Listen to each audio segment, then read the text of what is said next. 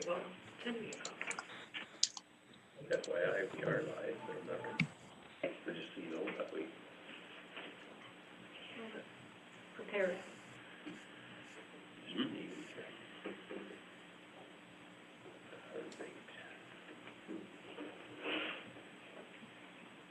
When we get that far, we'll do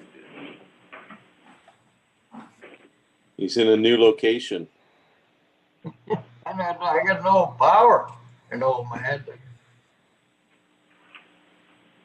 Are you ready? Okay. Okay, I'd like to call this meeting to order. And before we begin this meeting, we wish to pay respect to the First Nations, both past and present, and acknowledge Leo Longo. role First Nations Join the meeting. continue to play within our community. And I'm going to call for adoption of the agenda, but we have 4 addendum items that you would have received. 1 in staff reports, some correspondence, 2 items in business under number 7, and 1 correction to a typing error in number 8.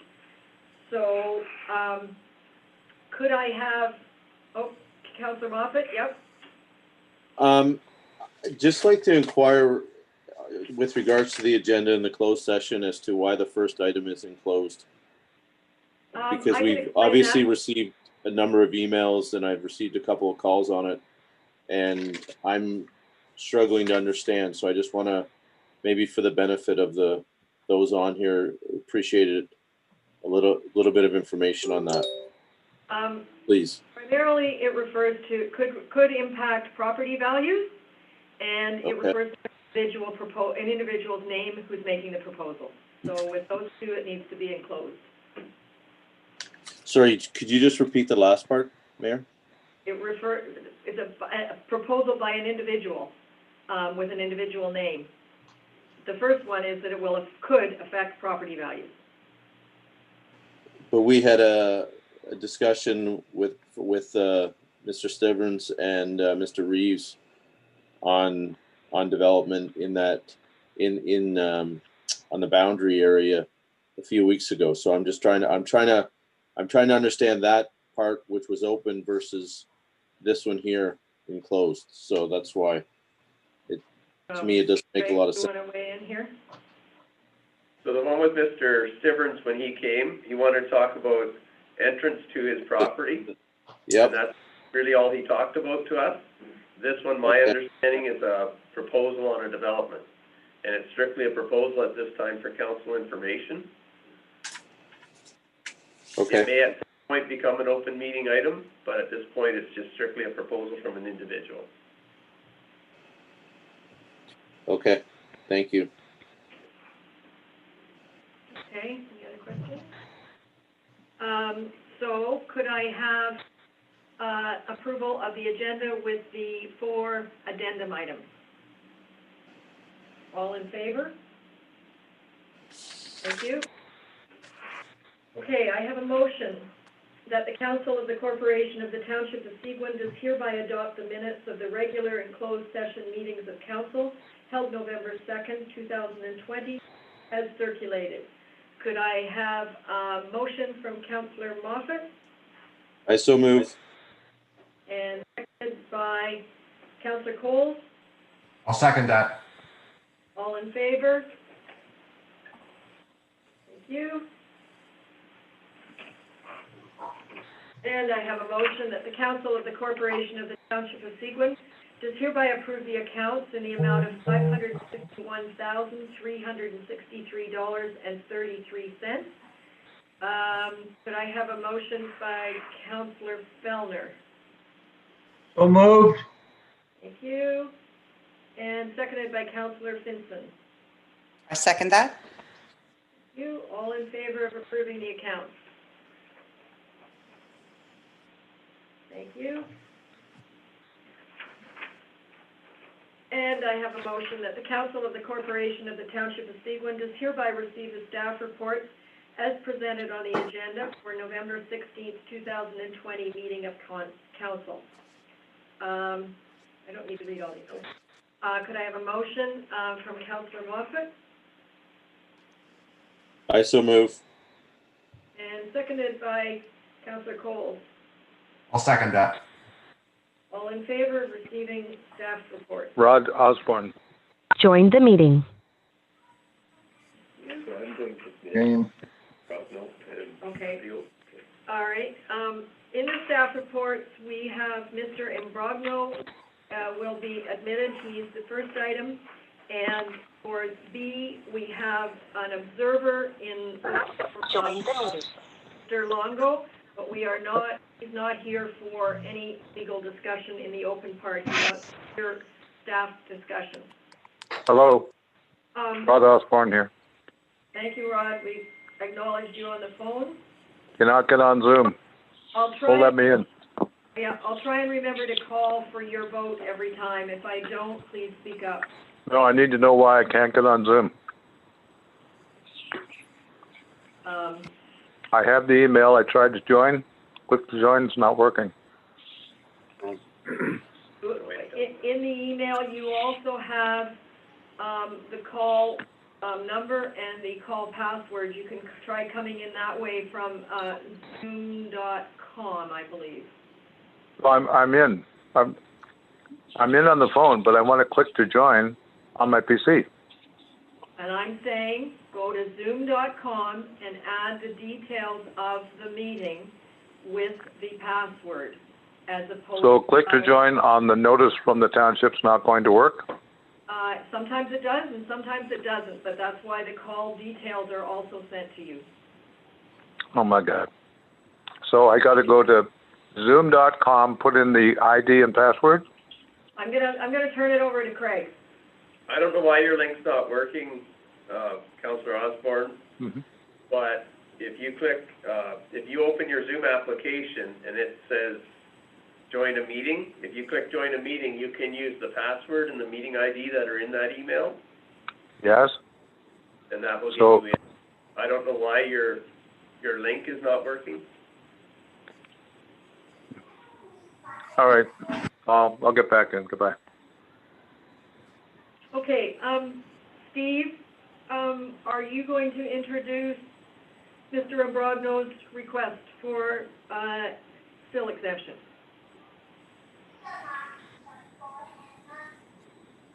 Director Stone? I'm here, but I think Adam is here. Adam was dealing with this property owner and the agent, as well as Don Hood. So I can certainly speak to the generalities of the application, but I think Adam's best to provide the particulars. Adam, could you click in? And perhaps Don Hood?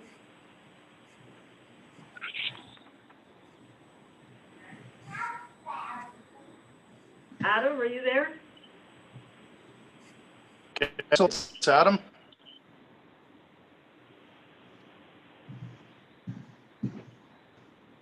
Can council hear me?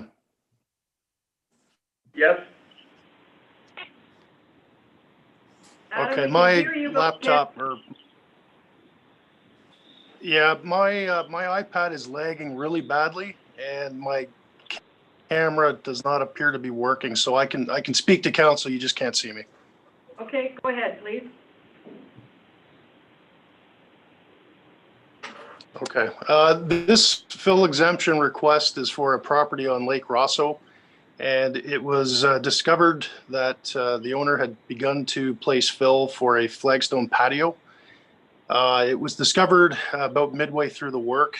The contractor was advised to stop by the fire chief, and the fire chief and I attended the site the following day and documented what had happened, and we discussed with Mr. Imbrogno the options, which were to either reduce the size of the patio or approach council for an exemption.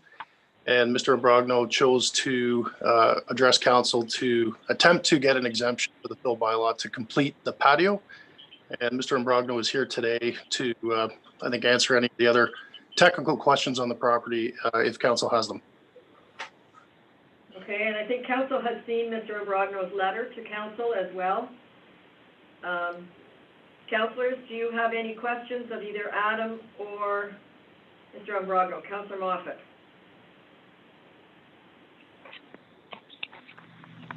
Sorry, Mayor, actually, that was my hand up for the Okay, agenda. okay. Are there any other questions from council?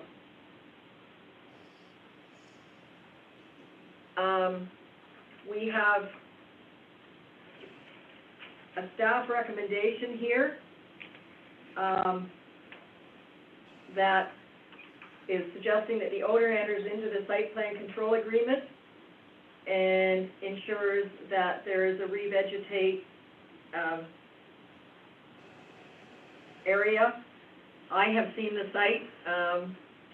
I guess one comment I would like to make, and I'd like to make this for everybody in building, in Mr. Ambrogno's letter, he indicates that 3 landscapers bid on the property and none advised him of our 20-meter guidelines. And particularly the contractor that won the contract does an awful lot of business in Seguin and knows exactly our 20-meter. So I personally have a problem with that. And I would like building or planning or somebody to have some sort of way to inform the landscapers that are doing work in Seguin of our rules. I know we had a building seminar, but maybe we need a landscaping seminar, because it can't keep happening that people don't understand what our rules are. Councillor Simpson. I would just like to say that even though the rules were not understood by whoever was doing it, does that mean that we just have to allow it to happen? Like, what my concern is, every time, it seems like every single council meeting, we have somebody that's gone, I mean, it's not just a little bit, it's 2 meters. That's 6 feet. That's a lot of feet. So I think that to say it's okay to everybody who comes that has gone outside of the boundaries is wrong. I think it should be made smaller personally to meet what it's supposed to meet. Because you're right, all the contractors know the rules. And if the contractors don't know the rules, then whoever's doing the building maybe should have to check with planning before they hire a contractor. I don't know. It just seems wrong to me. It seems it's right on the waterfront. I mean, it seems like a simple rule to me. Anyway, it's concerning to me that every week we're getting the same thing. Somebody has made something bigger because they didn't know they had to check on it. Anyway, that's all I have to say. I find it concerning that it happens so often. Okay. Okay, well, we have Mr. Ambrogno, do you have anything to say? Yeah, thank you. So you're right. It is a small property. I had checked with 3 contractors, Muskoka Landscaping, North Rosso, and Ferncliff, about doing this property. And so I apologize that I wasn't aware of the rule. I thought that the contractors would have informed me if there was a permit that was required, and I would have been happy to apply for the permit and understand the rules around it. And I know we've been speaking actually with a different contractor or firm called Corbin about redoing a boathouse, and I did speak with Adam about the permit for that. So where I understood there to be a permit requirement, I did try and follow the rules for that. I just wasn't aware that one would be required for landscaping. So my apologies for that. We have tried to keep the property in good order. We've had some issues with water drainage that has caused some issues that we're trying to alleviate right now with part of this project. It's not all obviously water damage. It's part aesthetics as well. So I don't want to say that it's just that, but we're trying to do both. And we're happy to enter into a site plan agreement. I actually spoke with somebody about doing that if council were going to give us the go ahead to get that site plan agreement in place to satisfy the agreement for you. So if that's the case, I'm happy to work on getting that in place. Thank you. Councillor Osborne. you're on mute, Councillor Osborne. I'm in complete agreement with Councillor Finson on this. We need to check this at the door. And this is up to our planning department to have pre-consultation, keyword, pre-consultation, so that the owner, the contractors, the planners, council is all on the same sheet. And everybody knows the rules going in. That seems to be weak. And it comes to us, as Councillor Finson has said, time after time after time. I'm tired of it. Council has a job to do, staff has a job to do. The owner is at the will and the whim of council and staff, and we keep getting into these jackpots. Well, it's just a little bit. It's just a bit more, or the owner didn't know, and the landscaper gave him false information. The landscaper didn't know. You got to get over this. This is crazy. This is not professional. And the key here is pre-consultation, set down the rules, like them or not, they're the rules in Seguin Township, and we have to abide by them. We've got to change this system and the culture to stop wasting time at council over these events. Thank you. Okay, thank you. Director Stone, you have a comment? I'll tell you later what I really think. Yeah, Madam Mayor, to the rest of council, if I may, the bylaws are actually set up in such a way that allows for applicants to apply to council for relief. We often are involved in pre-consultations on fill matters or tree cutting matters, blasting for that matter. But there is a section in each one of those 3 bylaws that says, if staff say, and as this case is an example, if staff say it's not minor, property owner or his agent can apply to council for relief of that bylaw.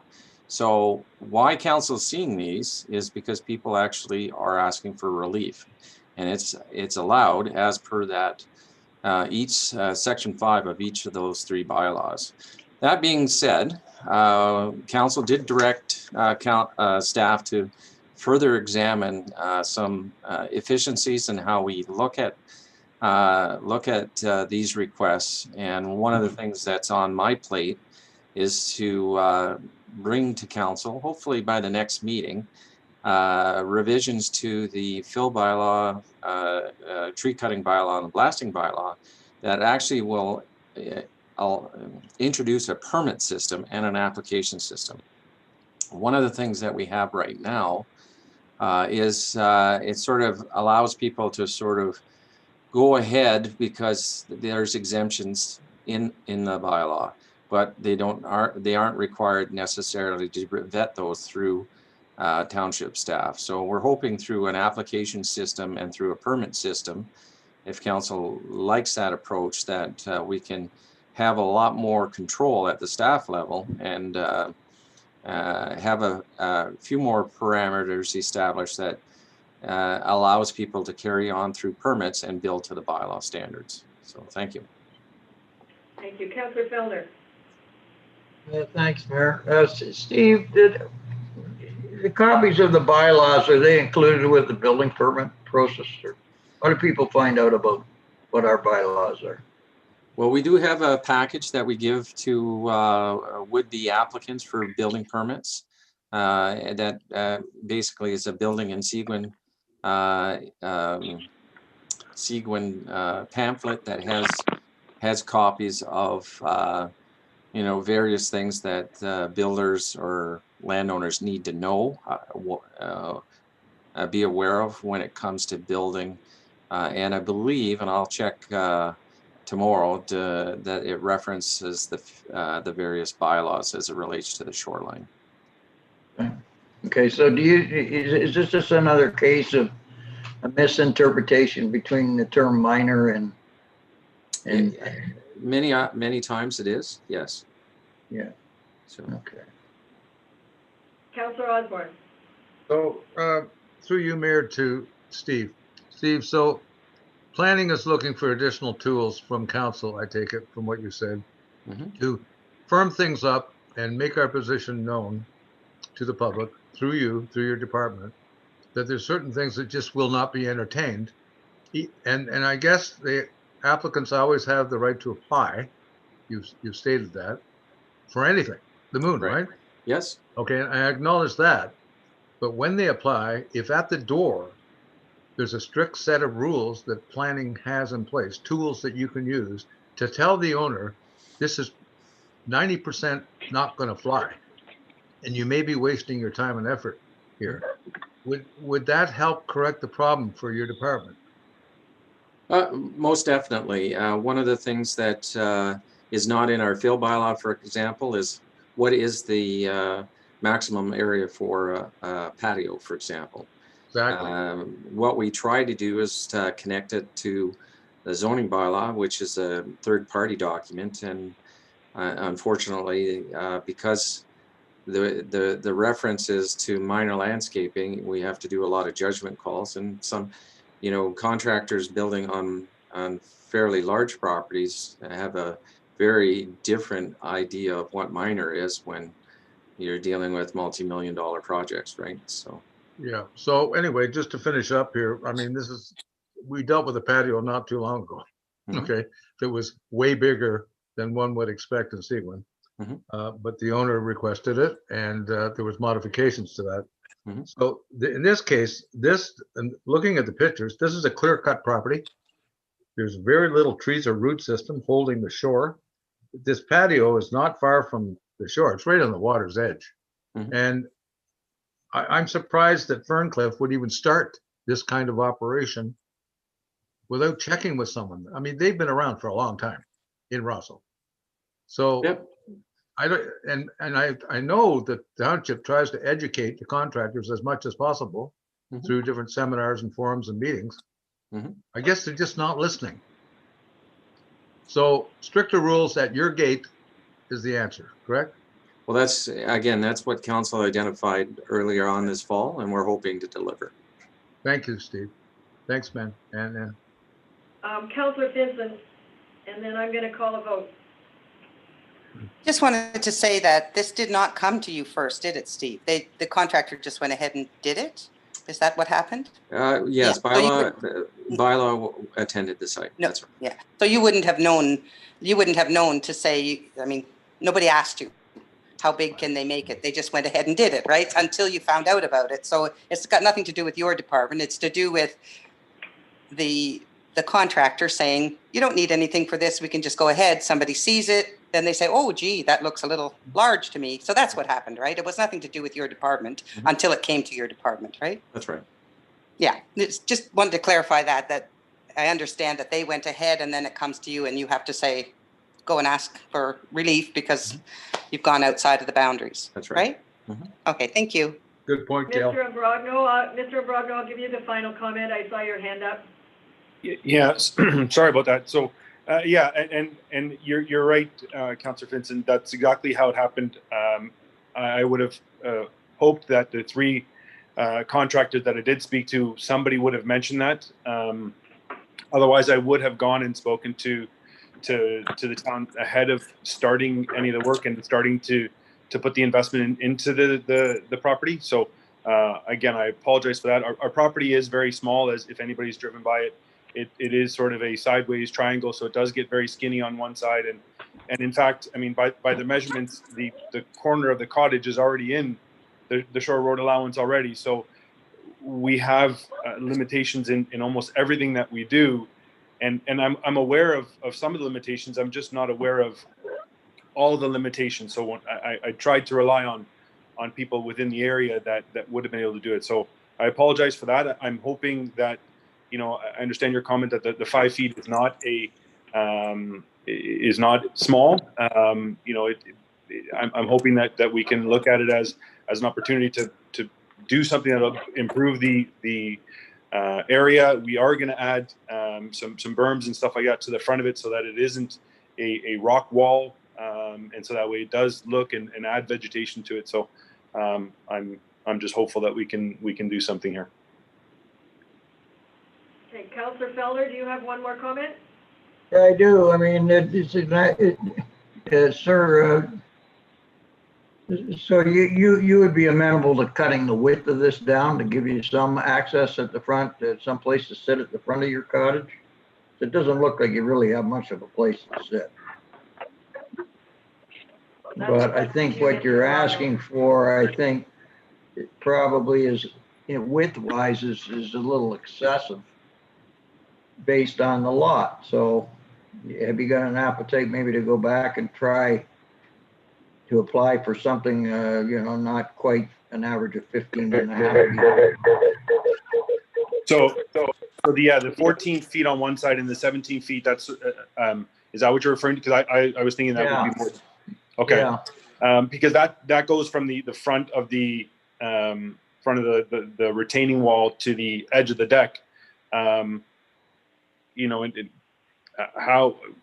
If we need to revise it backwards, we can. I would like to keep it the way it is, but I'm open to sort of council's suggestions as to other options. Just because we wanted to be able to have like an area where we could sit down at the bottom of the deck that isn't sort of sloping down to the water, because it does get very soggy there with the grass. But and that was part of the reason why we wanted to do this. Okay, thank you. I have been to the property. It is a very, very shallow property, let's put it that way. The road, and I can see where your runoff from the road is coming in. I'm going to read a motion that the Council of the Corporation of the Township of Seguin does hereby deny the request for an exemption pursuant to Section 5.1 of Bylaw Number 2008-105, being a bylaw to prohibit or regulate the placing or dumping or removal of fill in areas of the Township of Seguin for 175 Highway 632, property roll number 4903-010-01900-0000 from Brogno, and that is outlined in staff report number DPS-PL 2020-125, the flagstone patio be reduced in size to meet the criterion of minor landscaping, which means a maximum patio width of 3 meters by 10.36 meters in length, in accordance with the exemptions listed in section 4.1I of bylaw number 2008-105. Could I have a motion from Councillor Moffat? I so move, Mayor. Thank you. And a seconded from Councillor Finson. I second that. Okay, so we are voting on denying the exemption request. All in favor of the denial? Could I have a show of hands, or do we want a recorded vote?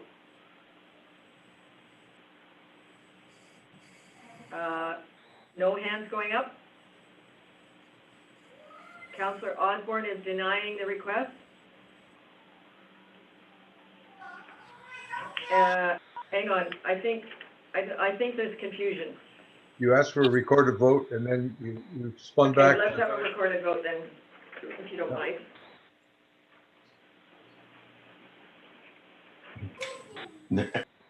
Clarification, the recorded vote is to deny the exemption, is that correct? That's correct, to deny the exemption and reduce the patio size to conform with minor landscaping. Okay. Councillor Fellner. We couldn't hear you, Councillor Fellner. Yay. Yay. Deny.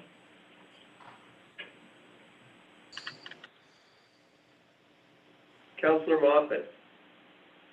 A yay. To deny.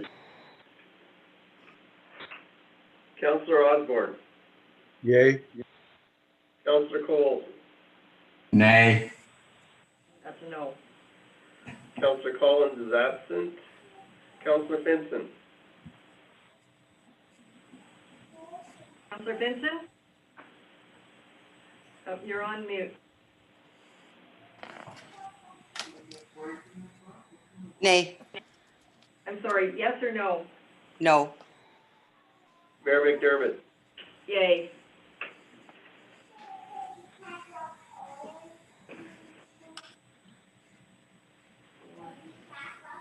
So the exemption has been denied. Mr. Magno, I will ask you to work with staff to reduce the size of your patio to conform. And I do apologize that there seems to be, confusion here, but I do believe our planning department needs to work with our landscapers to make sure they understand before they make bids to you. So I hope you can enjoy your property. Okay. Thank you for your time. Thank you very much. I'm going to move on. I think, Adam, you'll be handling this report for the short-term accommodations. I know you've been counting a lot, and I do draw your attention to two pieces of correspondence related to this item as well in the addendum. So, Adam, do you want to take us through your report?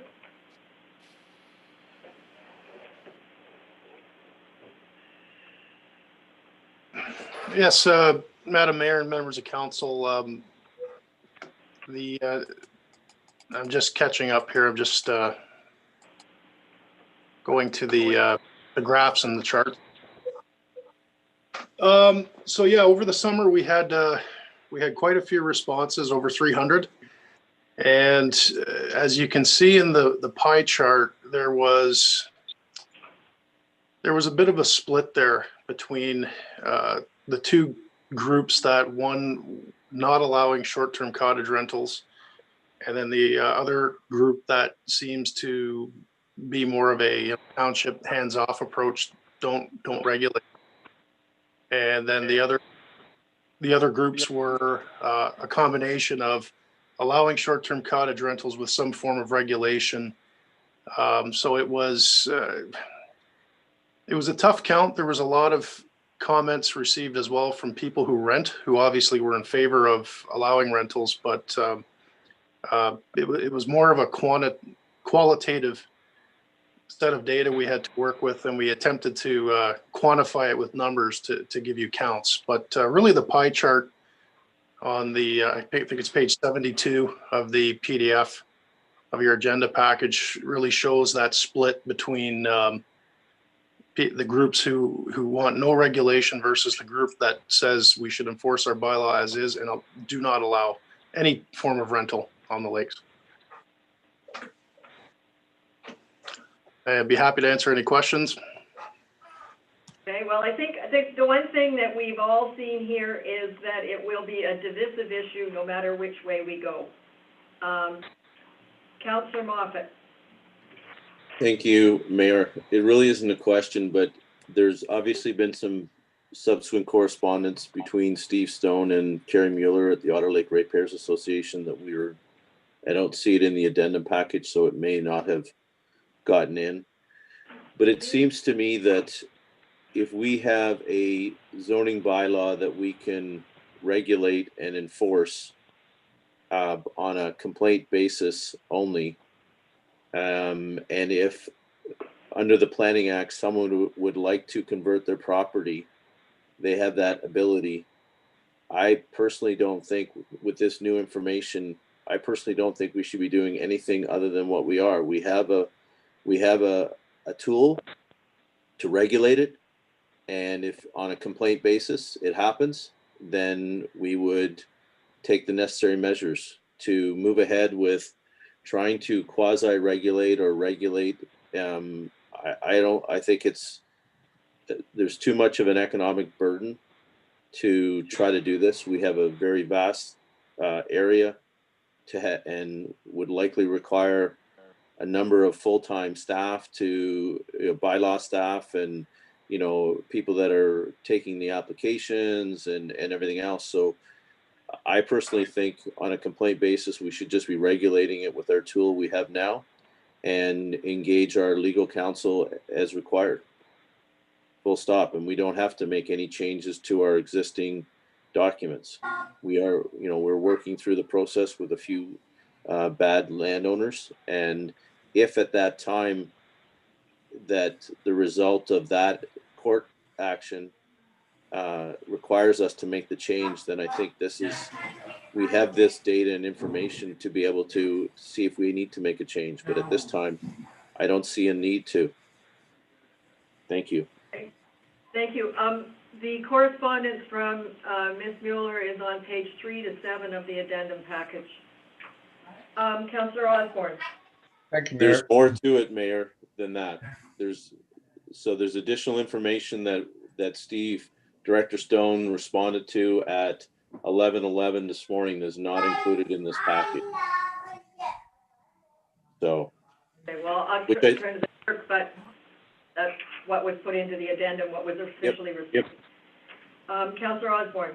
Have we got a youngster that joined our meeting? So I'm a little confused, Steve, or Adam, on this pie chart. At the top, the blue suggests enforced bylaw as is. Now, is that as it was before we employed a lawyer to look at this? Yes, it's basically that group is saying to support the Seguin bylaw as is, which does not have a definition for short-term cottage rental, which means we don't allow it as a land use. Right, all right, but we employed a lawyer in order to further define and amend our bylaw so that we would have, in really bad cases, a better chance of conviction in court. And I think at the outset, council felt that our current bylaw didn't have enough teeth in it to really make anything stick, and we needed to further define commercial versus use, family and friends, etc. And I think that was the intent of the amendment to the bylaw, just further define what we already have and make it more enforceable. Now, I'm not referring here to bylaw and how much capacity we have to regulate here. I'm just confused as to enforce bylaw as is, and then allow STR in green some form of regulation. How are these people questioned on this thing? Because if I'm confused, I'm sure the public was confused when asked. Go ahead. If I may. Yes, thank you, Madam Mayor, to the rest of council. So the exercise that council asked staff to do this summer was really just to engage the citizens of Seguin as to, do they want further regulation of short-term accommodation or short-term rentals in the municipality? And going forward, we presented to them through the website. We had a special website set up that gave a lot of background to the issue, but in particular promoted the bylaw that Leo had worked on behalf of council. The results of that engagement were, as Adams pointed out, it was there was a strong response saying they do not want to have short-term cottage rentals because they believe strongly that, as the bylaw is worded today, with no changes, that it is a prohibited use. And a matter of fact, that's how we've been sort of enforcing the bylaw for the last several years. Then there was another large group who, as Adam said, basically do not want the municipality to be involved in any regulation of short-term cottage rentals because they feel it's not the business of the municipality to tell them what to do with their cottages. So that's where you see the divide on it. But as Councillor Osborne, as you were alluding to, council has not really given its solicitor, or even staff for that matter, firm direction to proceed to amend the bylaw with the definition that was sort of vetted through council early this summer. We were really just asked to seek the citizens' thoughts, and that's what you see in the report that Adam authored this meeting. So, Okay, if I may, through you, Mayor, respond to that. The idea that we contracted Leo to look further into this was to make it more, our existing bylaw, more enforceable. When you say we've been continuing to enforce this bylaw, I don't know how many cases we've taken to court and won. I haven't heard of any. But the problem is when our original bylaw not to have commercial activity on a residential property was struck, we didn't have the international booking systems that we have today in 2020 or in the last 5 years. And that seems to be the chief complaint, is the people that are renting through international websites, absentee landlords with lockboxes on their cottage where the landlord doesn't even see the tenant. And that has arisen to the point where it's become more of a problem than maybe it was 10 years ago everywhere.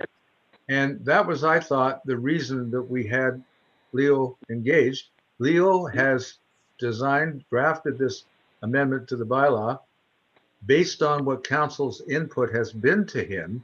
And it was my opinion that because we fed him all the information about how we would like to see this new bylaw or the amendment, that council was pretty close to making a decision on adopting that amendment based on the input we've given to Leo and the response he's given us. So, and I thought we were on the verge of going ahead with that amendment to just firm up our existing bylaw and make it clear that Seguin doesn't want people to be internationally renting their businesses as absentee landlords. I thought we were there and we were going to go to a vote on this as per Leo Longo's draft. Thank you. I'd just like to ask for a little bit of clarification, either from Director Stone or maybe Adam. It is my understanding that we have 2, possibly 3 legal cases that we are pursuing, given the existing wording of the bylaw, to test whether our bylaw will in fact stand up in court. Is that true? Yes, that is correct. And so before we do anything, we need to know the outcome of those legal cases, because if our existing bylaw is not enforceable, there's no point editing it or massaging it. And those cases are alive, and I guess I read the motion, I'm going to read a motion from staff, which basically says, stay put until we have definitive information from council that our existing bylaw is defensible. And we tried to do that, you may recall, with Serenity Property, but in settling, we never got the answer.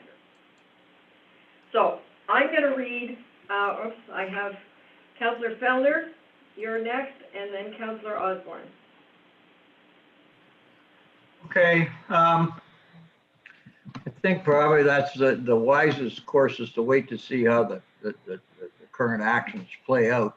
My only concern is the, and I guess Mr. Longo can advise us, is based on the outcome, but will having sort of a test case through, is that going to somewhat accelerate the process when we run into one of these problem renters? Because last summer we were plagued again with, certain problem renters, some of them worse than others.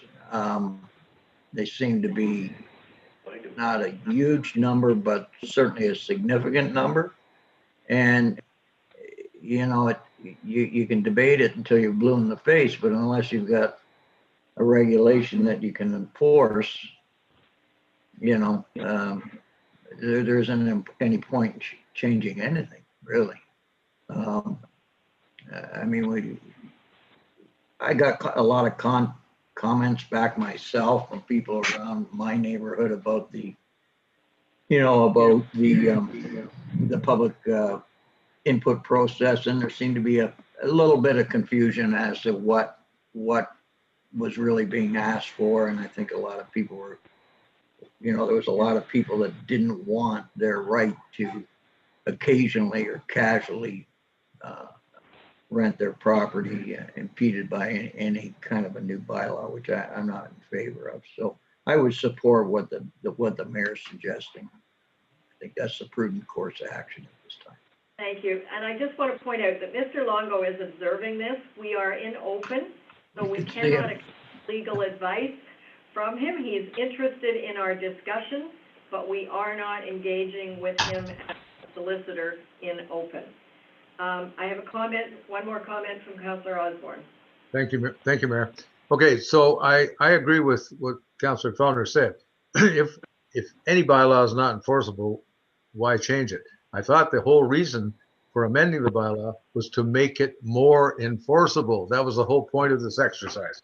So, and I suppose if there's cases pending that may constitute the ability of our existing bylaw, as is, to be enforceable, we should wait. However, and you don't have to answer this now, Mr. Longo, because we're in public session, but I would like to know approximately when these cases would be heard. And I know somebody's gonna say, well, it's up to COVID. Well, that could be 2 years. When these cases will be heard, and I'm sure they could be heard virtually, so that we would know when to defer this particular draft bylaw to. And so I'm good with deferring this decision, but I would like some sort of timeline. Adam? Okay, thank you. I do believe that Jason Inwood and Director Stone have met with Mr. Longo, so I'm going to ask Jason to respond to that. Thank you, Worship, members of council. Yes, we did meet with Mr. Longo just last week, and we certainly are actively working through those cases. As we nail down some dates, and if they're going to be publicly heard, we will advise council accordingly at that time. Okay. You can't give me even an approximate date? They're active. Talking like winter, spring, 2022, or when? Councillor Osborne, I can assure you that we're working diligently to get it through as quickly as possible. That was Mr. Longo's commitment to us the other day, although I can't confirm a date at this particular time. We will advise council as soon as we can. Boy, our new Okay. CEO should be a politician. Oh, Councillor Ross. Thank you. I think this question, Mr. Longo could answer. In general, how far back are the court system compared to where we normally would be at? You know, if we did not experience 7 months of COVID, are we 7 months behind in the court system, or we, again, is just in general? Is that something you're able to offer, that sort of broad stroke timeline? Your Worship, if it's permitted, I say that it's difficult to assess because since the court shut down for COVID, some litigation just went away that would normally be clogging up the systems. So it's very difficult to assess where that would be right now. My sense would be if we were to commence with the next two pieces of litigation that's been referred to earlier during this call, that we would be able to file that material before month's end, and then we would be in touch with the court registrar to determine what a litigation process would be thereafter. It's just guessing right now until we actually speak with the registrar and understand how clogged their dockets are right now. But we would move as promptly as the courts would allow us to move to bring these next two matters to a consideration by the court. Thank you very much, Mr. Longo. That's exactly the answer I was expecting. Okay, I'm going to read the motion that is on the table. That as per recommendation of staff report number DPS-PL-2020-123, the Council of the Corporation of the Township of Seguin does hereby direct legal counsel and staff to act on the following next steps related to the short-term cottage rentals, short-term accommodations matter. Number one, do not proceed with amending the zoning bylaw to include a definition of STCRs or STAs at this time. Continue to enforce the zoning bylaw as short-term cottage rentals and short-term accommodations are not specifically stated as a permitted use in any of the shoreline zones. And three, process any site-specific amendments to zoning bylaw should a property owner wish to legitimize a short-term cottage rental or short-term accommodation use. Could I have a motion from Councillor Moffat? I so move, Mayor, but I do have a question on the last point, so I'll take it after Okay, after we get a motion and Yep. a second. Thank you. I have a seconder from Councillor Coles. Yeah, I'll second that. Okay, are there comments or questions? Councillor Moffat. Thank you, Mayor. I just want to clarify with regards to the sort of the application process that an individual landowner would or could ask for a change in their, I guess, land use, if that's the right term. Director Stone, could you please explain to us sort of that process so that ourselves and the public are aware as to if someone did actually come in to fill out a change in use of their property, what would happen, please? Well, thank you, Madam Mayor, to the rest of council, and Council Osborne would enjoy this. It starts with pre-consultation. So if somebody was to come in and say, okay, I want to establish a commercial rental in a shoreline residential zone, we would tell them, it's not a permitted use. You have to ask for a specific exemption for your property. We would ask them to provide justification.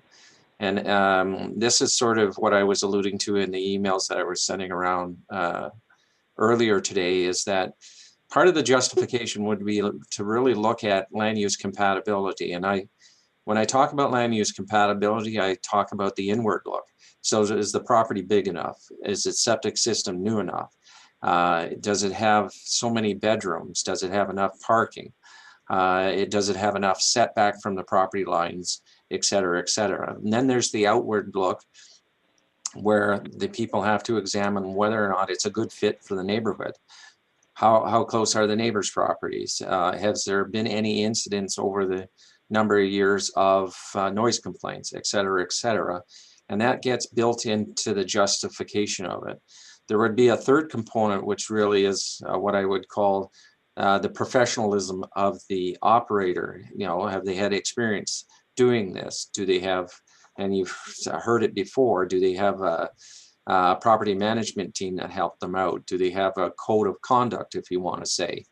And that would all form part of a justification. And then what we would do is we'd go through the process of circulating that, much like we do with our existing zoning bylaw amendments. So the neighborhood would get a hold of that.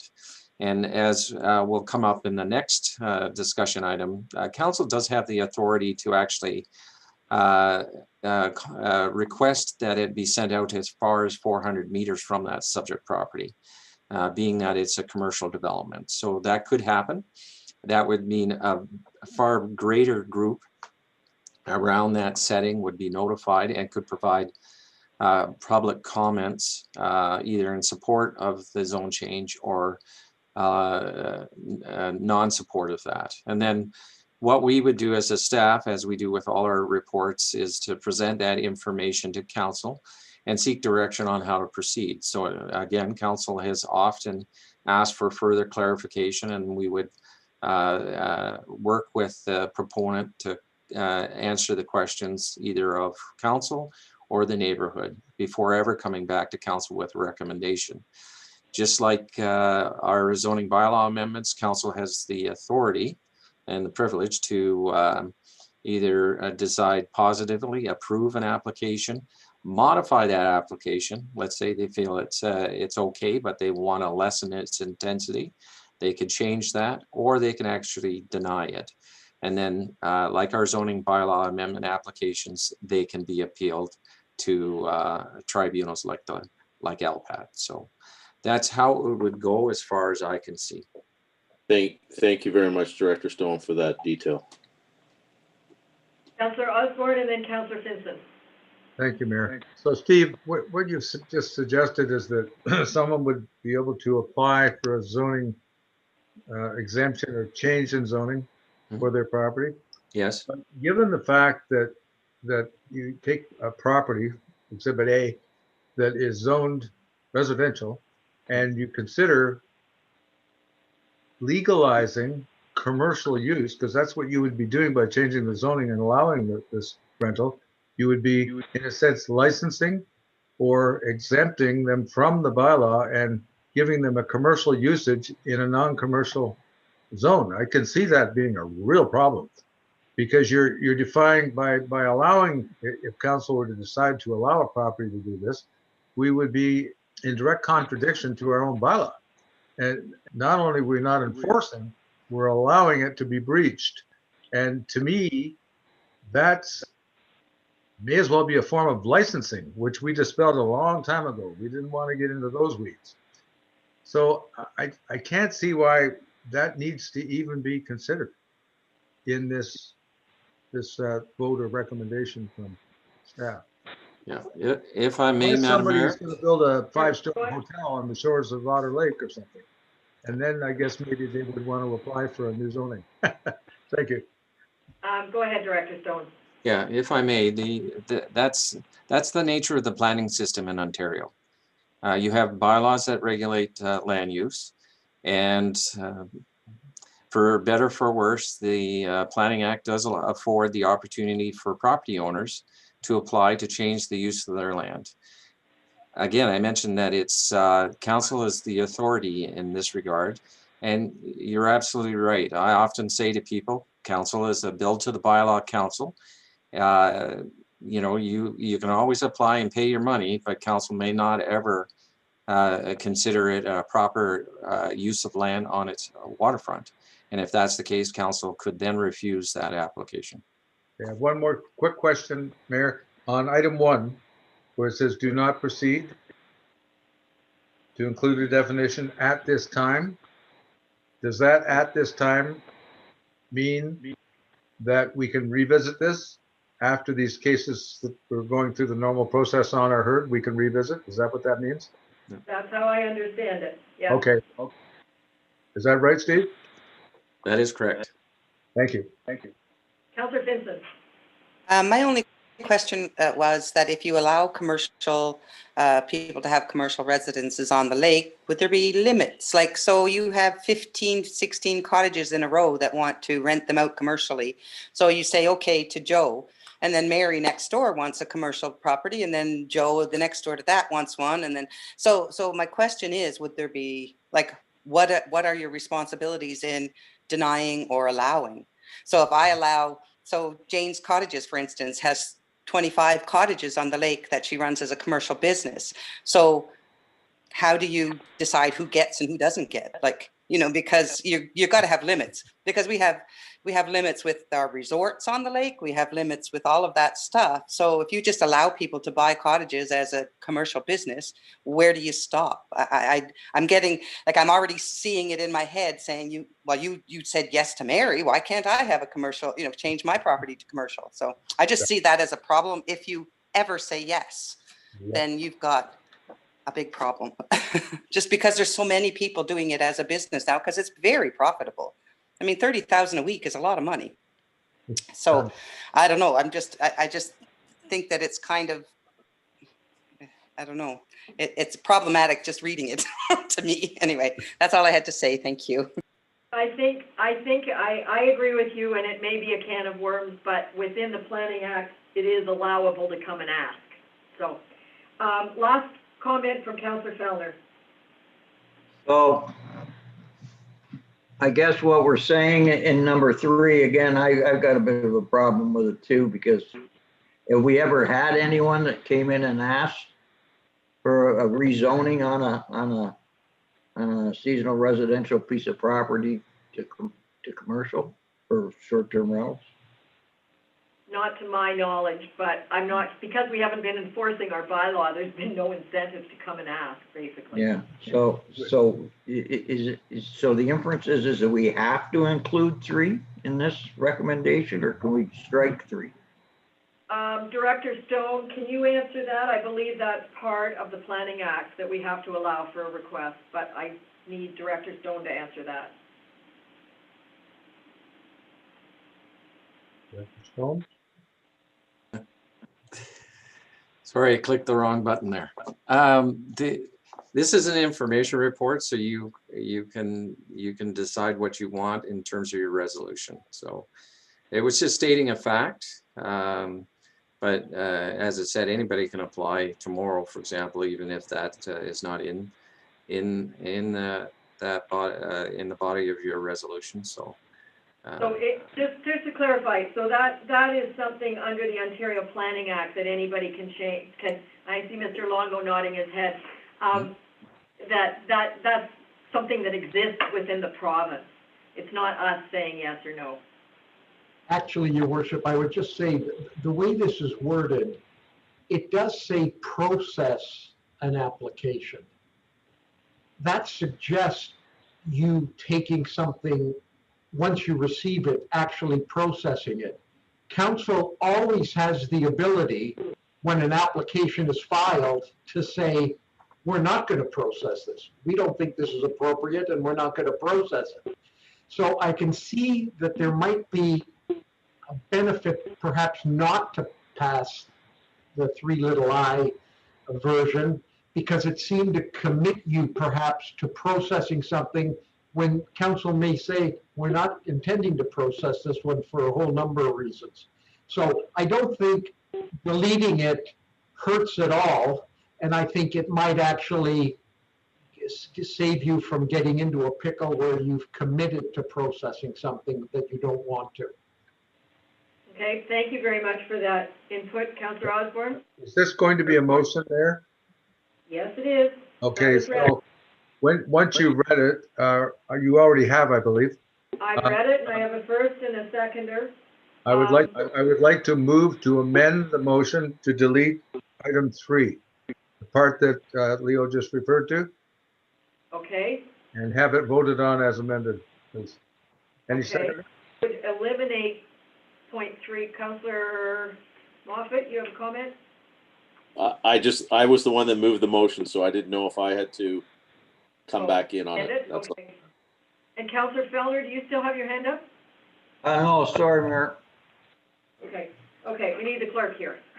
So first you have a motion by Councillor Osborne for an amendment. You need to see if there's a seconder for that motion to amend first. We have Councillor Moffat agreeing to second the amendment to remove number 3. So now you should read the motion as amended. Okay, so I'm going to read the full motion without number 3 in it. And don't stroke it out yet, because you're going to read it as amended and vote on that. Okay, so this is the motion on the table as amended.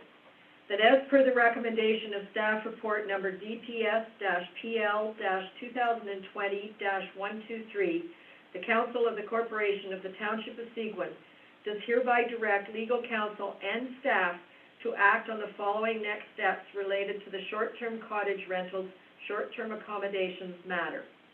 Number 1, do not proceed with amending the zoning bylaw to include a definition of short-term cottage rental or short-term accommodations at this time. Number 2, continue to enforce the zoning bylaw as short-term cottage rental, short-term accommodations are not specifically stated as a permitted use in any of the shoreline zones, period. Now discussion on the amendment only. Is there any discussion on the amendment of removing item 3 from the list? No discussion, vote on the amendment. There's no discussion, so can I call for a vote on the amended motion? On the amendment. The amendment first. Okay, a show of hands on removing number 3. All in favor? And that's carried. Now the motion. So we will vote on, yes, please.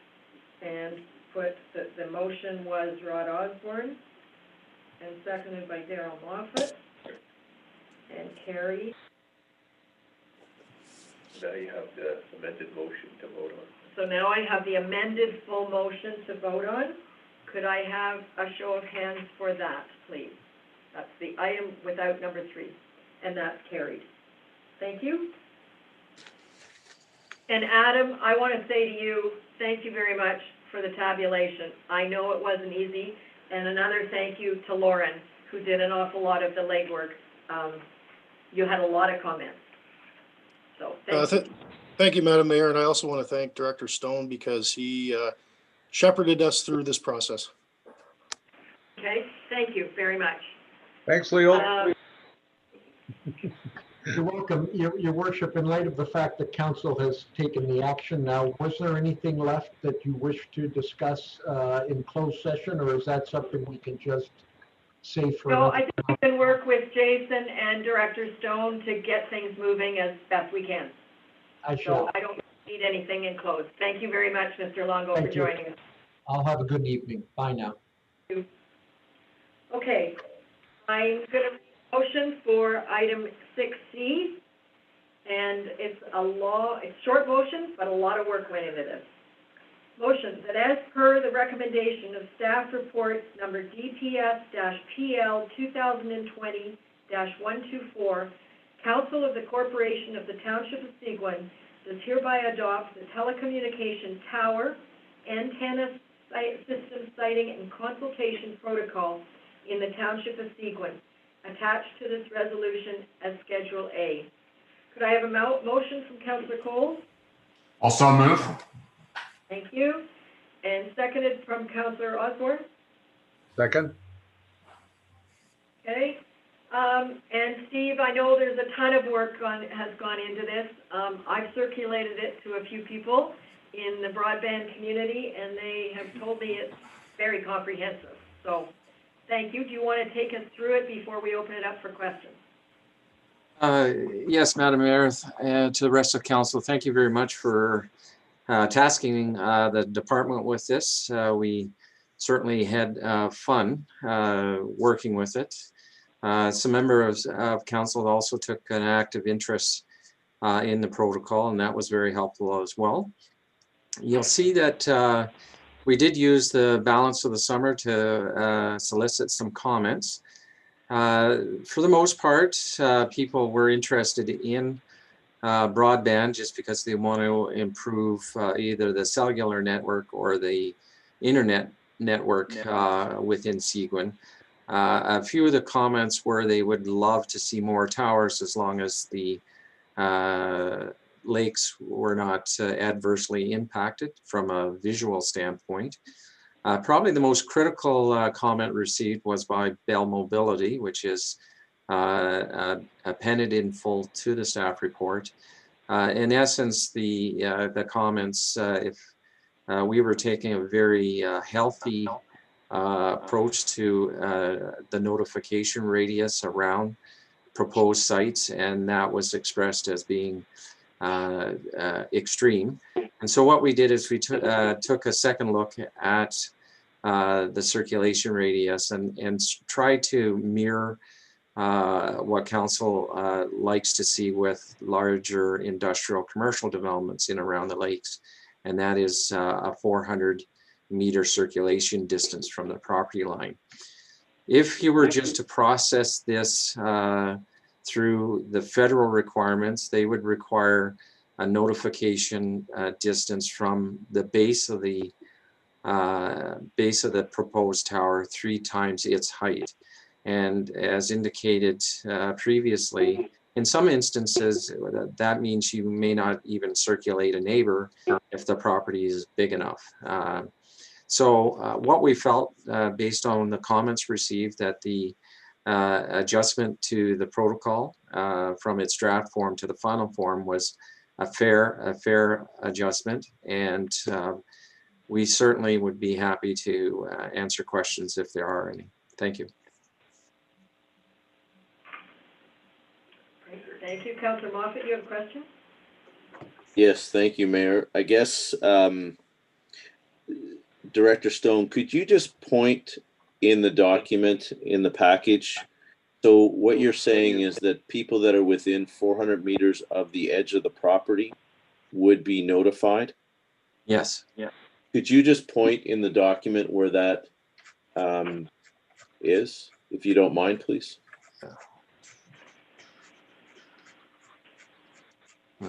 Word search, where is it? It's page 75 on your iPad.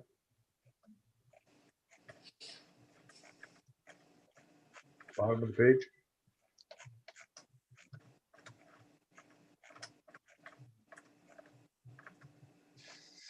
The paragraph before or 2 paragraphs above conclusion on your iPad on page 75.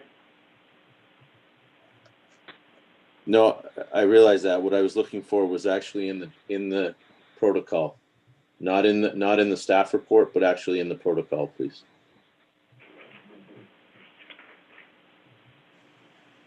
And as Director Stone looks for this, the two things that come to mind.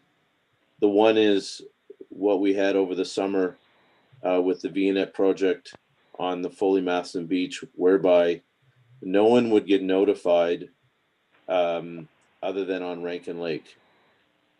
And I'm just wondering if the protocol should be edited or expanded such that those, let's say, front facing the tower, even though their property may not be within 400 meters, should have notification as well, since they would be the ones looking at it. So And if I may, to answer the question, and I'm not sure, it's in section 5. Okay.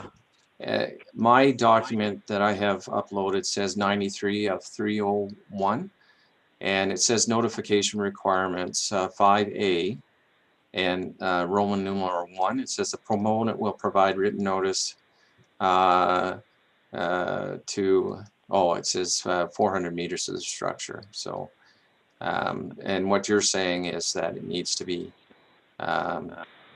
you would like it much greater than that? Well, it says 400 meters from the base of the structure. You talked about 400 meters from the property line. Yeah. So it seems that the protocol does not match what was in the staff report. Yeah. Am I? Yeah, I may have uploaded earlier edition. That was my apologies there. So. It's a question. Can I, if the let's take an assumption that the property that the tower is going to be on is 50 acres. Do you then go 400 meters from a 50-acre radius? That's so far from Industry and Science Canada, I think we might have trouble passing that. No, that's not.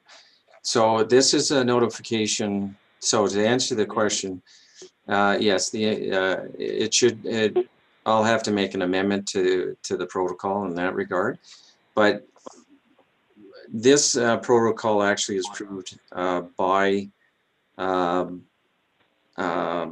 Seguin, and is implemented by Seguin. It doesn't have to be approved by Industry Canada. So if council decides that yes, it wants to be 400 meters from the base or 400 meters from the property line, then that's the notification requirements that when somebody applies for a new tower, that's what that's how they will circulate it. So Mayor, so it's a matter of just informing. You're gathering more people under the tent by informing them from doing it from the edge of the property, which I personally think that is beneficial. At the end of the day, if the tower is in the middle of this 50-acre property, chances are people will not be up in arms. However, they would like to know that something is coming into their neighborhood, and they would not be notified if it was 400 meters from the base of the property. I think it's more prudent that we should be informing people of that. And that again goes back to my point about the one on Foley Matheson Beach Park. It would not have informed anyone that actually looks at it from the water. It only would have informed people that are on Rankin Lake. And I think again, the more information and the information out to the public, I think is much easier to do as opposed to some sort of neighbor versus neighbor process. Oh, we lost the mayor. Yep, we all lost. Okay, we can run it, Daryl. So probably hear us, but we've lost you. Yeah. So the other item was, we have this protocol for broadband, and I raised this to Director Stone earlier today.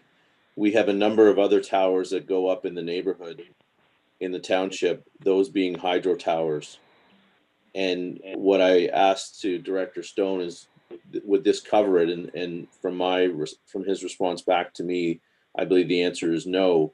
And I'm just wondering again, because Foley Matheson Beach and Foley Little Otter Lake has this a lot, is whether we need a separate protocol with regards to hydro towers, not quite as extensive as this, but at least a notification that others look at it and be informed of that possible location of a, tower outside of outside of a broadband one that would be set by these regulations. So that is a separate, I think, issue based on my interaction with Director Stone.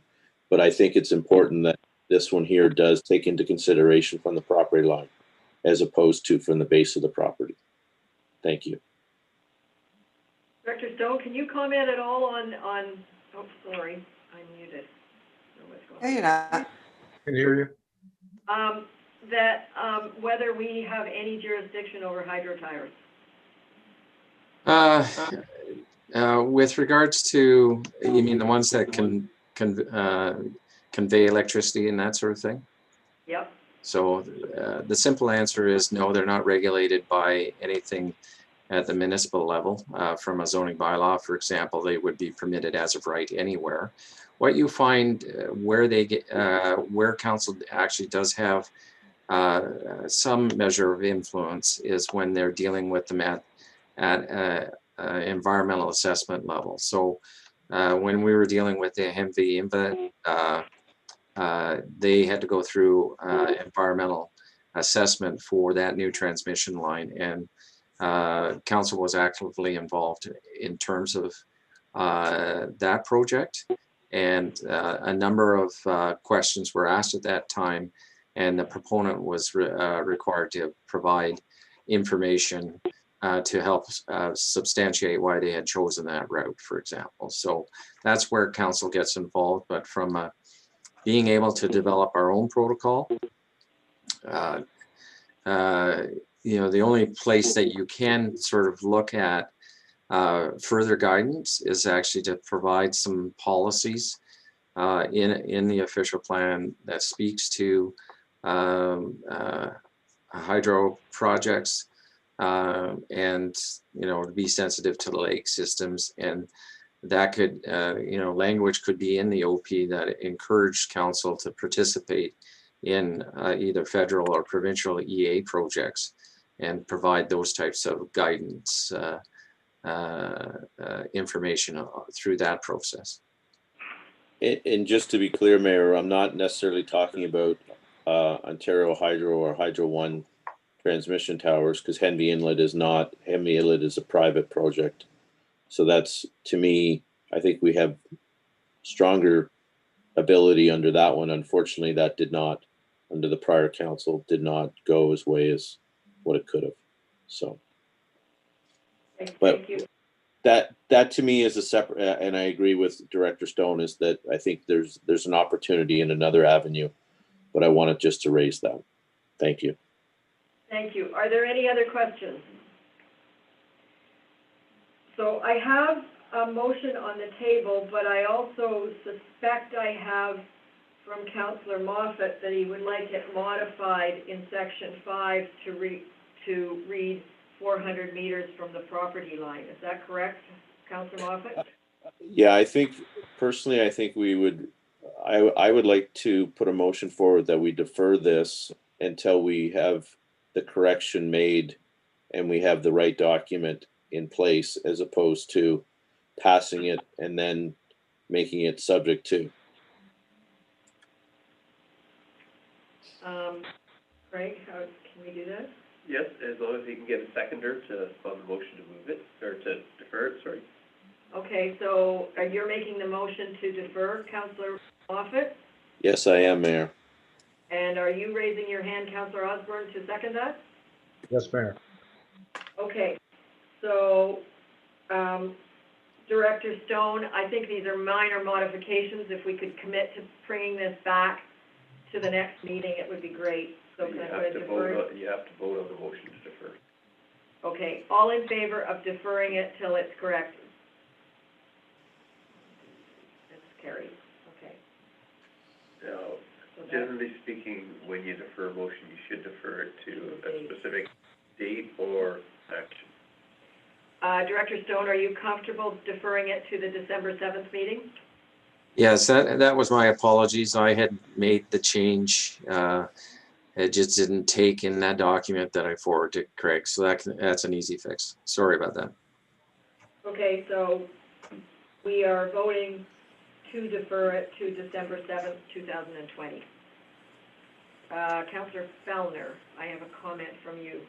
Yes, I wanted to comment about these proposed change in the area of from for notice. I mean, if you go with Councillor Moffat's suggestion from the property line, for example, on a 50-acre block of property, and you're trying to encourage towers to be located in rural properties, so there would be larger blocks of property. You're effectively increasing the area.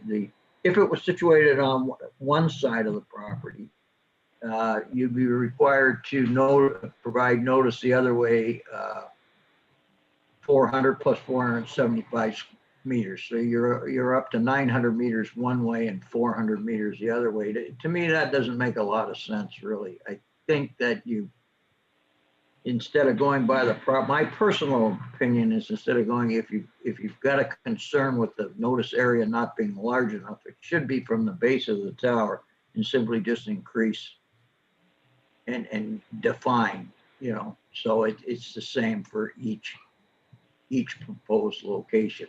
I think, you cite one over in the side of a 100-acre block, and there's lots of 100-acre blocks in this township. I mean, you're going to be providing notice one way for well over a kilometer and almost a kilometer and a half, which to me, I think is a little bit foolish. But anyhow, that's my opinion. So. Okay, thank you, Director Stone. That's a thought as you do the modification, because I agree that it starts to become from one edge to another. It could be very different. So as you look at the modification, consider the base of the tower as what do they call it, a pinpoint from a survey point of view, but increase the distance beyond the 400 meter Right. as another option. So what we'll endeavor to do is to give you a couple examples of what that circulation or notification radius is. I'll give you an example. When we were dealing with the bell tower in Humphrey,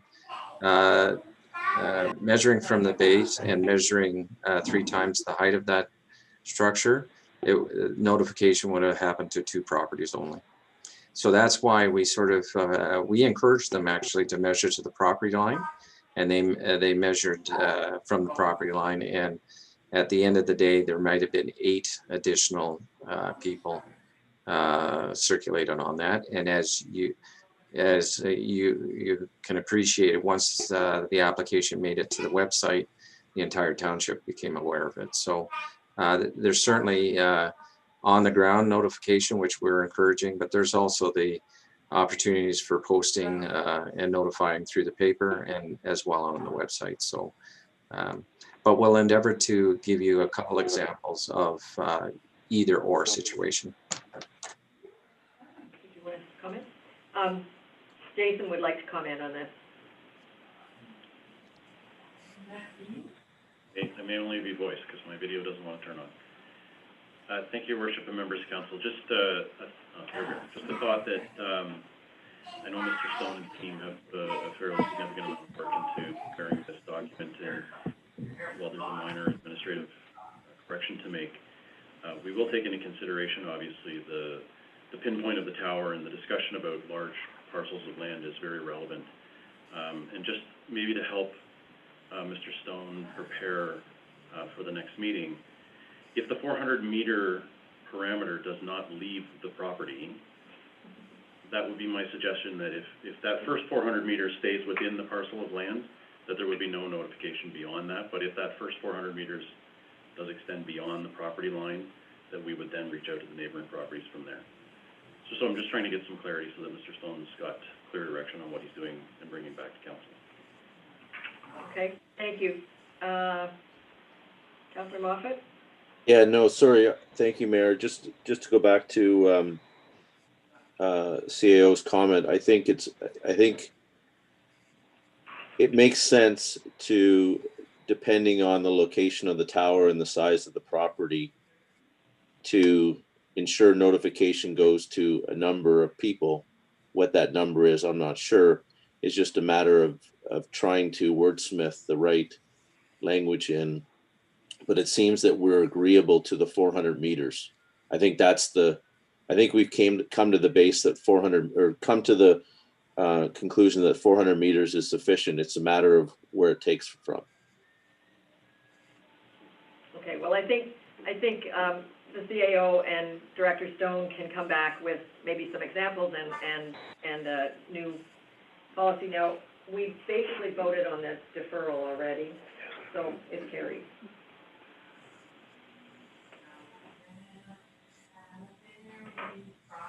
Okay, we move on to D, and again, I think it's Director Stone. These are draft recommendations for cannabis production facilities, and I think they look pretty comprehensive. And don't forget, in early 2019, this council said we would not block cannabis facilities because they are so highly regulated. It's come to our attention today that there is a potential for cannabis retail outlet, sorry, this is not production facilities, but retail outlet in the town of Rosso. And the CAO and the clerk are going to reach out to alcohol and gaming because we were never notified, like we were on the other one at Petro-Canada. So if you have any comments on the retail aspect of it, right now comments are due on the 20th, but because it's never had a chance to come to council, we're going to ask for an extension on that. But I do want to remind you of that. So the report that's before you now from Director Stone is for manufacturing. So Steve, do you want to speak to that at all? Yes, Madam Mayor, thank you to the rest of the council. What's before council right now is really draft regulations that deals with manufacturing side of cannabis. And in essence, what I found through the research over the summer is a lot of municipalities are now introducing regulations that in essence try to protect sensitive land uses, mainly residential areas, from odors associated with cannabis facilities. And so the draft regulations that council sees before separates manufacturing into two distinct groups. Those facilities that have a strict control on air quality and those that don't. So the regulations include 3 definitions, and they also have a set of 2 sets of setbacks. So if you are a cannabis facility and you have strict air control, then you will find that you're allowed to locate in industrial areas without too much hindrance from being set back from sensitive land uses like a dwelling or a residential area or a shoreline area for that matter. But if you don't have air quality control in your facility, you'll find that the separation distance between sensitive land uses is quite significant. So those are the 2 distinctions between the draft regulations. The other part of this report is an options report for council to consider. Council is being asked to consider approving cannabis facilities as of right, which means we'll introduce new regulations that says if you're an M2 and you meet all these standards, you can have your facility. Or council can retain a bit of control by saying, yes, you can have a facility, but you have to amend the zoning bylaw, and we want to see that amendment go through council before a decision is made to actually allow them to operate on that property. So thank you very much. Thank you. We have a question from Councillor Moffat. Thank you, Mayor. I guess I prefer to the latter of Director Stone's comment, and I look in the correspondence of this council's meeting, and I see a number of municipalities with concerns with regards to cannabis. We had pages of them, so I'm hopeful, Director Stone, that you've, as part of your analysis or work you've done, you've probably reached out to some of these ones. Obviously, they're popping up on probably a regular basis, but I would prefer us that we take a little bit more control as opposed to as of right, given the concerns that seem to be cropping up on a at least in this council package. I've seen them in other ones that concerns with both retail and wholesale or manufacturing. So thank you. Councillor Osborne. Question to Director Stone about the term AR zoning. Could you describe that AR zoning? Yeah, that's our airport zone. Oh, okay. Also, on the motion, on the bylaw, in therefore be it resolved by amending text of zoning bylaw 2006-125.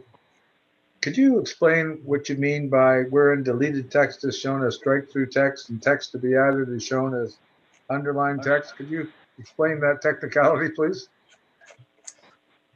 Yes.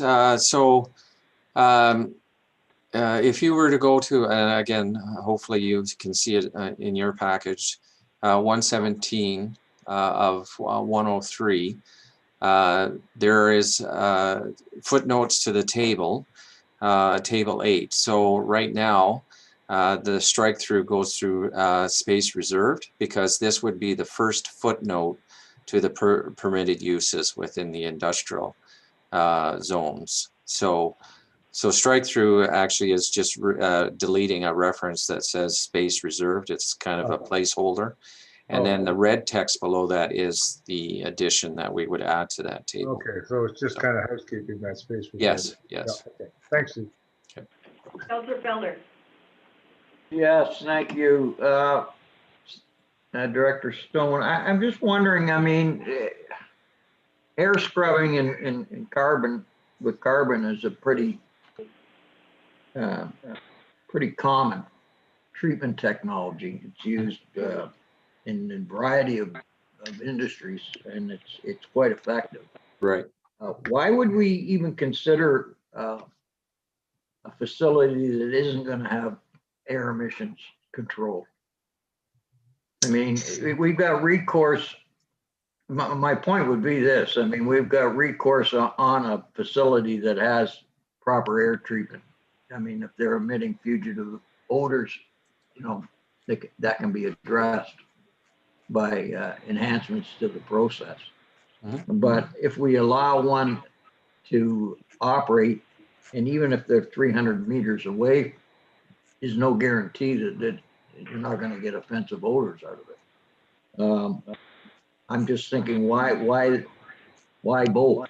Why wouldn't we just specify if you want to build a treatment facility in Seguin, you need to have you need to have air equipment in your facility? Yes, council can take that approach as well. If you just want to permit one type of facility that is simply has the air treatment, then that would make the regulation even simpler. We would simply keep the definitions, but we would only allow the permitted use to be only those facilities that do have treatment. So that would be a simple adjustment to the draft regulations, deleting the second facility. So Steve, based on your research, and I know you spent some time looking at this thing, mm-hmm. is offensive odors, is that the primary concern? It is. If those who have not experienced it, it's the equivalent of a bunch of skunks. Yeah. So my point, I think, in my opinion, I mean, it's not new technology by any means. It's used very commonly in a variety of industries, and it's very effective.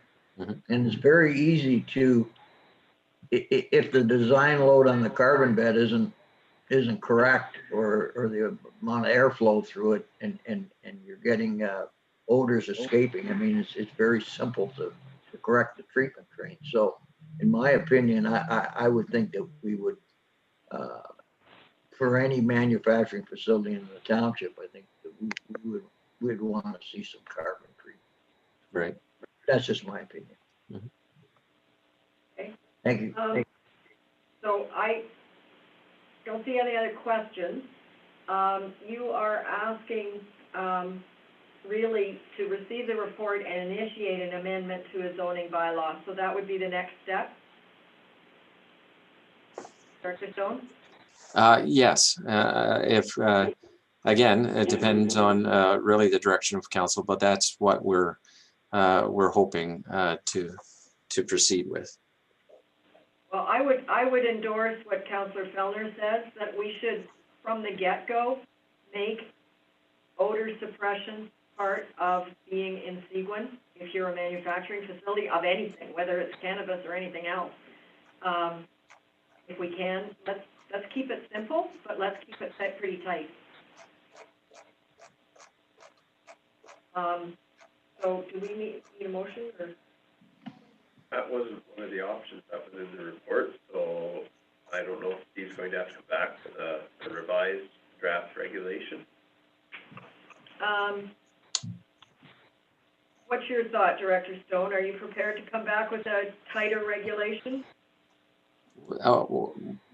Council, I get the right button here.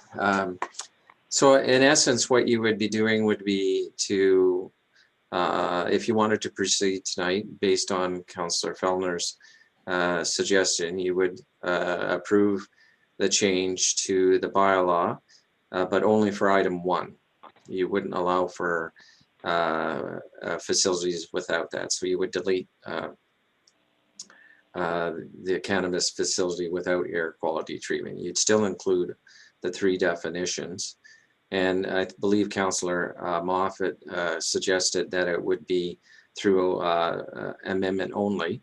So you can make those types of changes moving forward. Or if you do want it, a very clean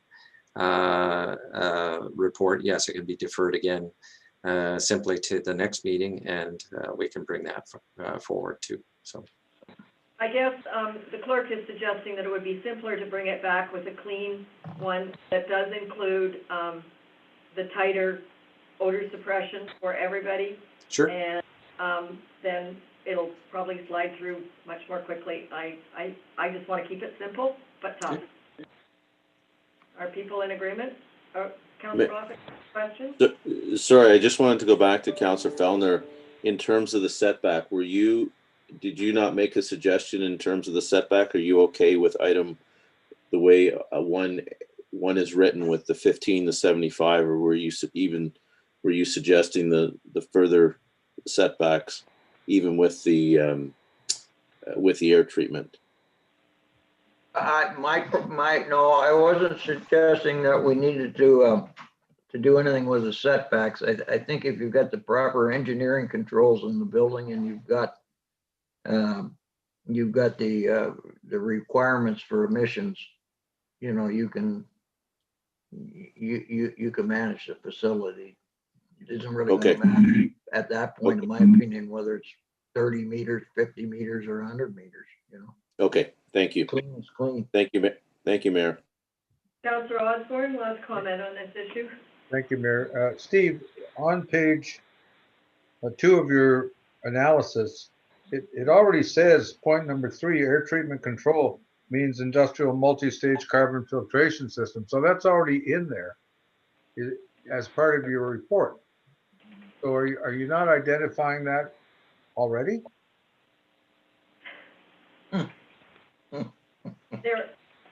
There are 2 options. He's got it, one with filtration and one with people who don't have it. And I'm looking at page 2, point 3, under in keeping with council's direction. Air treatment control. Go ahead, Director Stone. Yeah, well, certainly you'll see the definition number 3 Yes. is really, I mean, that needs to be a part and parcel of this regulation, so that the most critical thing to give council comfort is that it's prepared by a qualified person and approved by the township. So with the way council is moving with this direction or this regulation, that would remain. And I think it simply is being reinforced by Councillor Fellner. Yes. So basically what Councillor Fellner has been referring to is already in your report. It is, but there was an option not to have it as well. So we're asking to eliminate the option that doesn't have it. Oh, okay. Option, non-option. Okay. Thank you. So that will be deferred as well to the next meeting. Thank you for all the work, because I know this hasn't been easy, Director Stone, and anybody else that's been helping you do the research. We are way behind time, so I'm going to move us to item 9 for the public meeting that was supposed to start at 5:30. So I have a motion that the Council of the Corporation of the Township of Seguin does hereby adjourn the regular meeting to hold a public meeting for the following matter.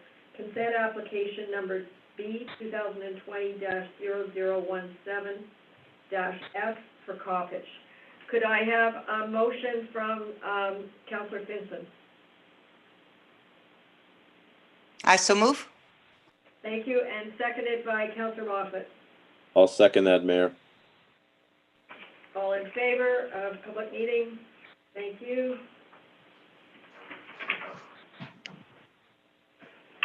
Council will now hold a public meeting for a proposed consent application.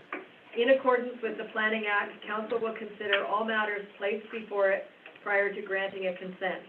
If a person or public body who files an appeal of a decision of the Council of the Corporation of the Township of Seguin in respect of a proposed consent does not make written submissions to the Council before it provides or refuses to provide a provisional consent, the local planning appeal tribunal may dismiss the appeal. If a person or public body does not make oral submissions at a public meeting or make written submissions to the Council of the Corporation of the Township of Seguin, the person or public body is not entitled to appeal the decision of Council to the local planning appeal tribunal, and the person or public body may not be added as a party to the hearing of an appeal before the local planning appeal tribunal, unless, in the opinion of the tribunal, there are reasonable grounds to do so. The purpose of consent application number B 2020-0017-F for Cowpitch is to split an existing vacant shoreline lot and convey each portion to adjacent waterfront parcels. As a result of this application, the subject lands would cease to exist and the adjacent benefiting lots would be enhanced in lot area and frontage. I now ask the clerk to state the method by which notice of the meeting was provided and the dates on which that notice was provided. Notice of the public meeting was provided by posting the property and by regular mail on October 27th, 2020. Notice was therefore considered to provide in accordance with the requirements of the Planning Act. Has anyone registered to speak in favor of or in opposition to this application? No one has registered to speak to this application. Has the township received any correspondence with respect to this application? No correspondence has been received. Does council have any questions? I see Councillor Moffat has his hand up. Thank you, Mayor. Just a question to, I'm thinking maybe Director Stone or Senior Planner Kozlowski. I just want to clarify, I'm not sure who's popping up on the screen. I can speak to it, Councillor Moffat. Thank you.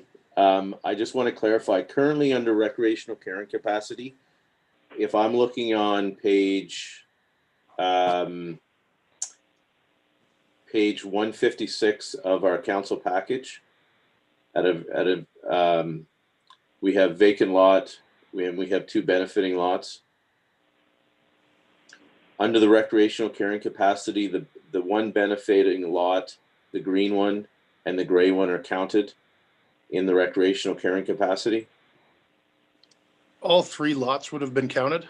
So you would have had, yeah, all 3 of them would have been counted, and This application will actually reduce one vacant developable lot on Otter Lake. Okay, I wasn't aware that the reddish one would have counted as part of it. I was thinking that because it wasn't a waterfront, because it didn't have any waterfront, it wasn't counted, but okay.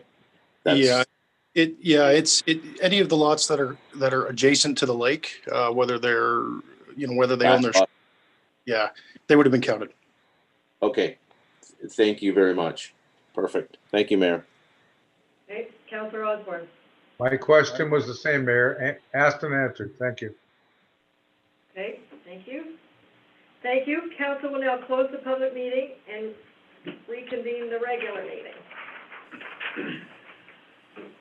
So I have a motion that the public meeting held for the following matter is hereby closed and the regular meeting is hereby reconvened.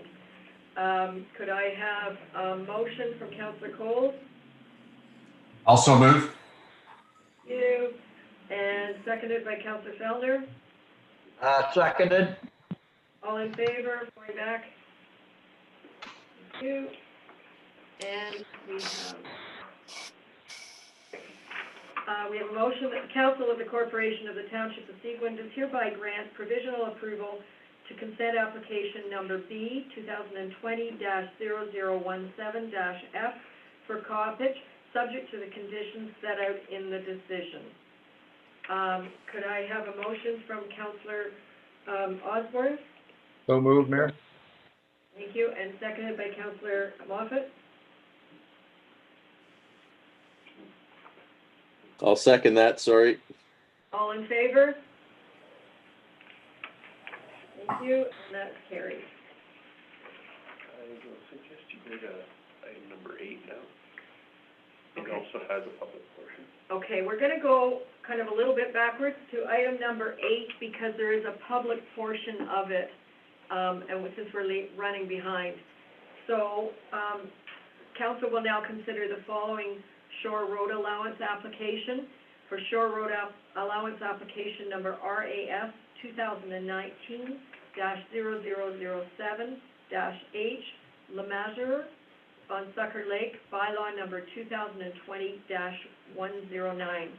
Have there been any written objections received to this application? No written objections have been received.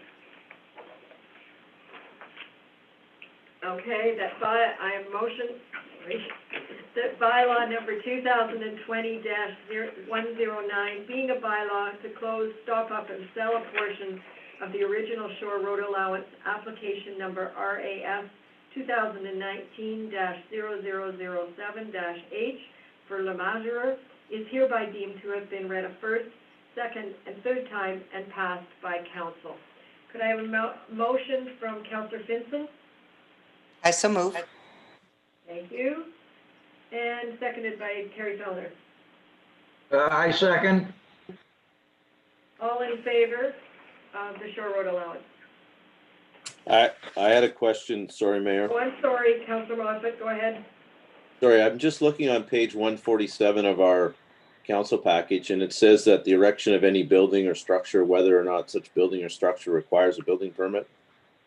I'm just wondering, are we then just, like, there's a building there that's going to be converted into a guest cabin? So it's not permitted, but we're going to allow it to be permitted? Maybe this is a question for Director Stone? Is it Director Stone or possibly Adam? Could you reply to this?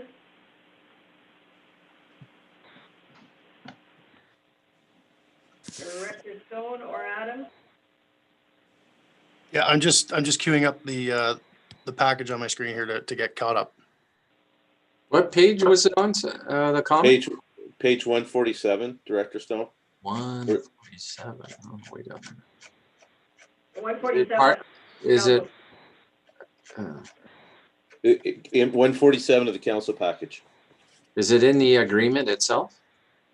It is. Yes. Yes. Yeah, so that's the standard clause Right. that says you can't build on the Shore Road allowance. Yeah, so that they're just agreeing that they're going to abide by our bylaw requirements. But there's already a building there. So yeah. So we have an agreement that says you can't build, but we are going to allow them to keep the building that's there Right, in so. the shore road allowance, even though the agreement says you can't. So the bylaw says, the agreement says the erection, for example, it refers to the comprehensive zoning bylaw. So you're allowed to have certain structures within the shore road allowance, for example, a sauna. You can have a gazebo, that sort of thing. So those are actually permitted within the shore road allowance. It's other structures, primarily being, boathouses and things like that. Can't have renewable energy. So that's what the agreement's really spelling out, is that, yeah, you can have buildings as long as you're in compliance with the bylaw. So you're saying that the guest cabin that they have there is in compliance with the bylaw? They're converting it to a sauna.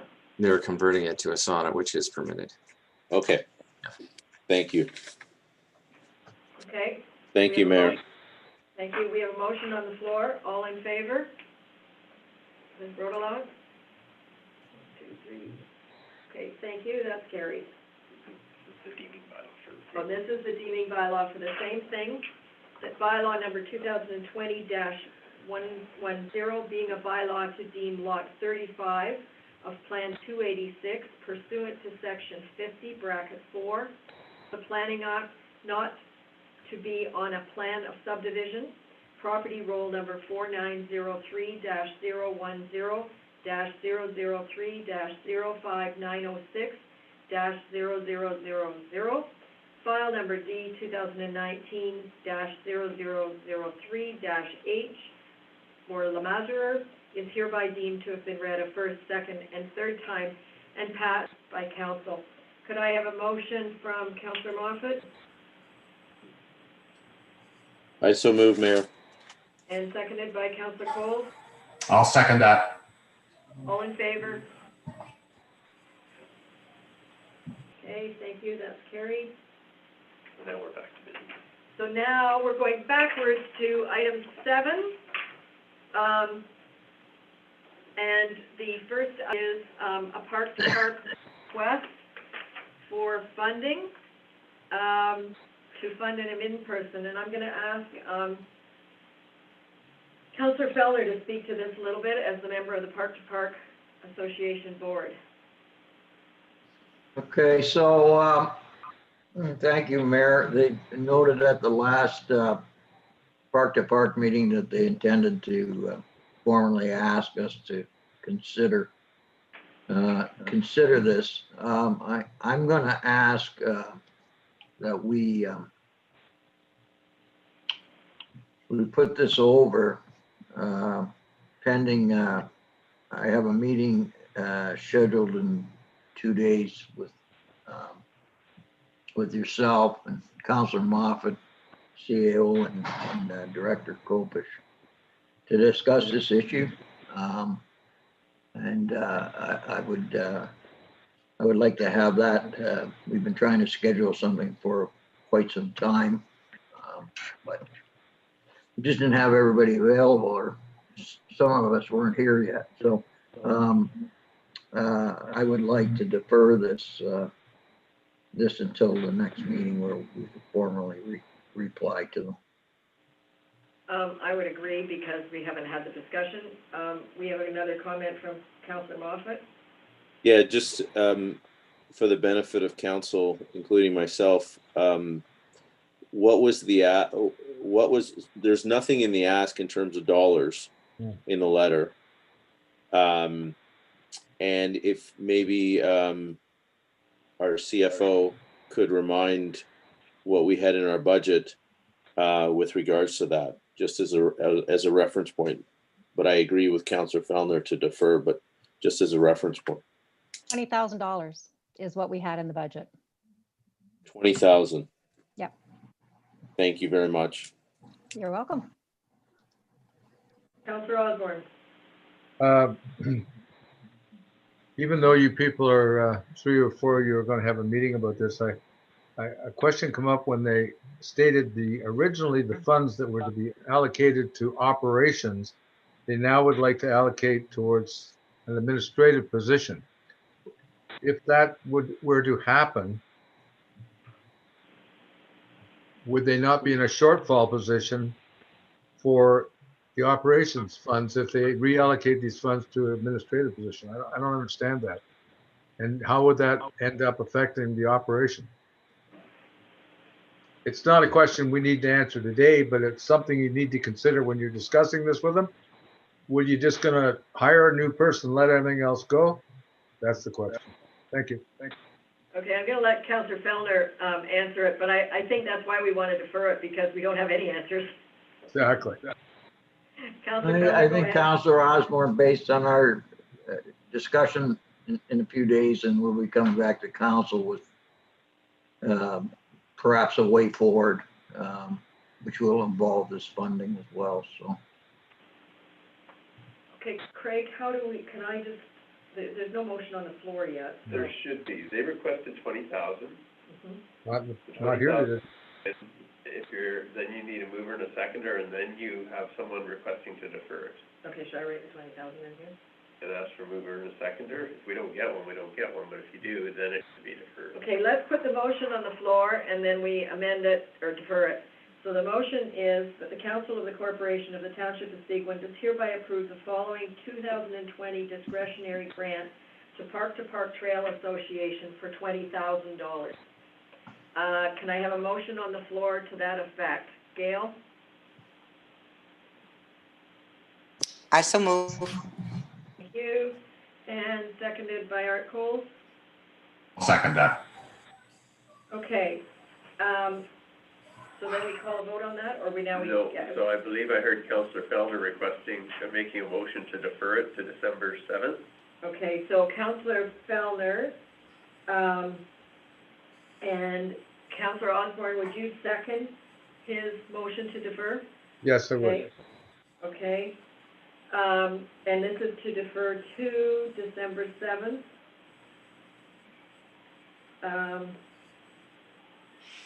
So all in favor of deferring until the next meeting? Mayor, quick note.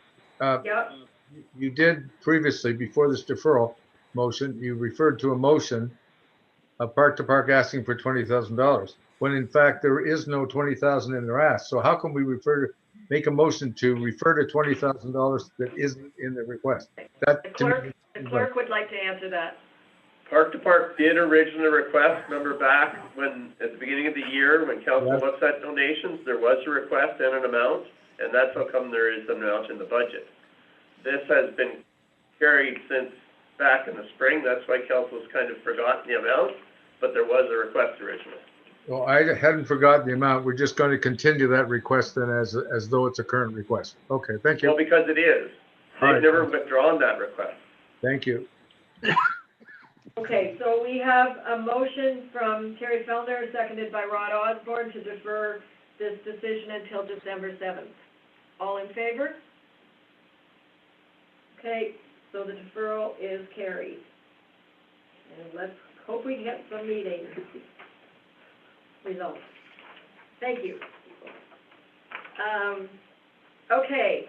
You saw in your report, invitation to the Rural and Remote Broadband Virtual Conference occurring on the 27th.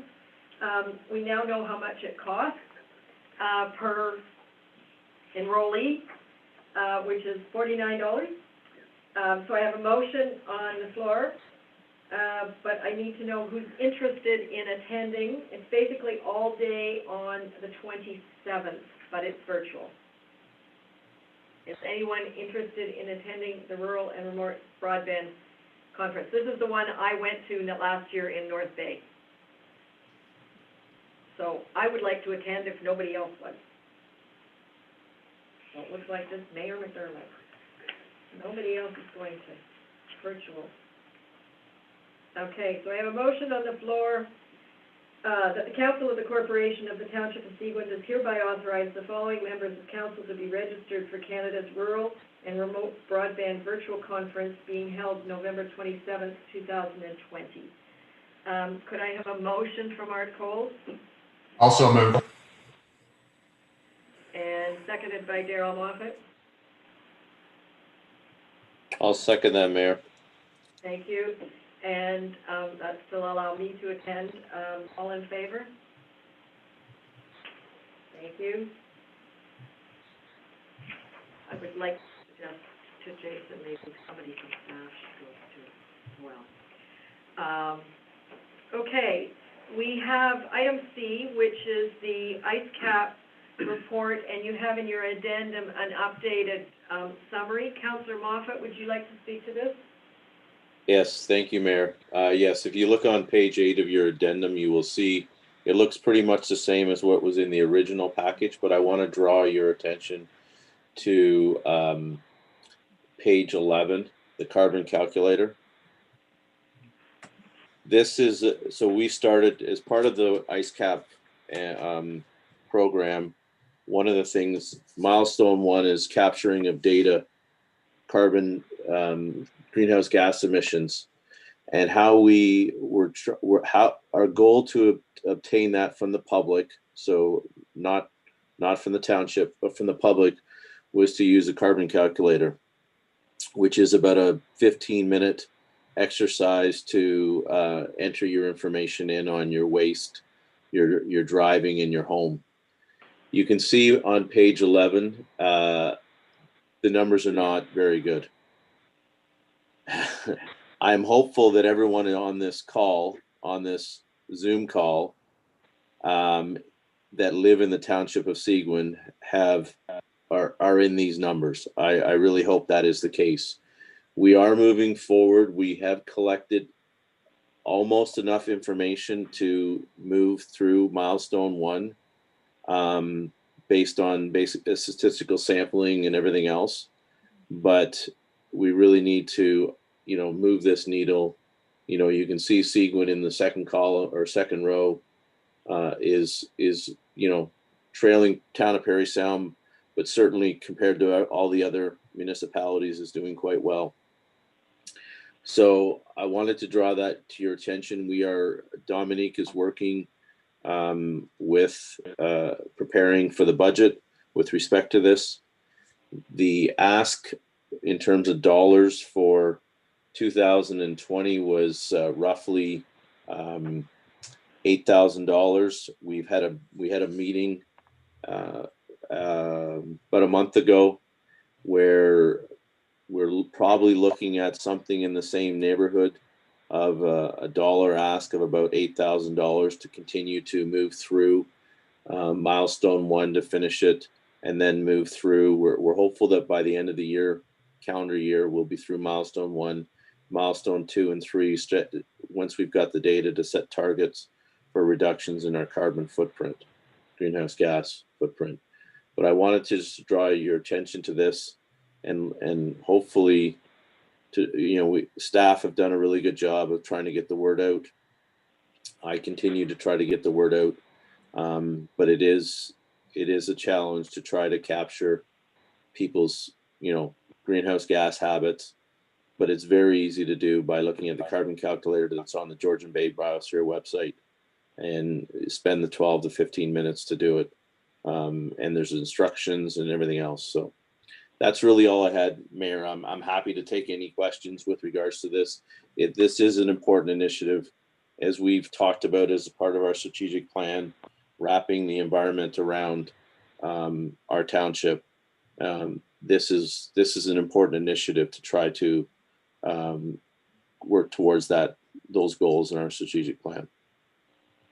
Yeah, and I would reiterate how important it is, and it is really only 15 minutes if you follow their directions and have all your documents out of your file folders before you start. I started a few weeks ago and kind of went, oh, I gotta go look for this. Oh, I gotta go look for that.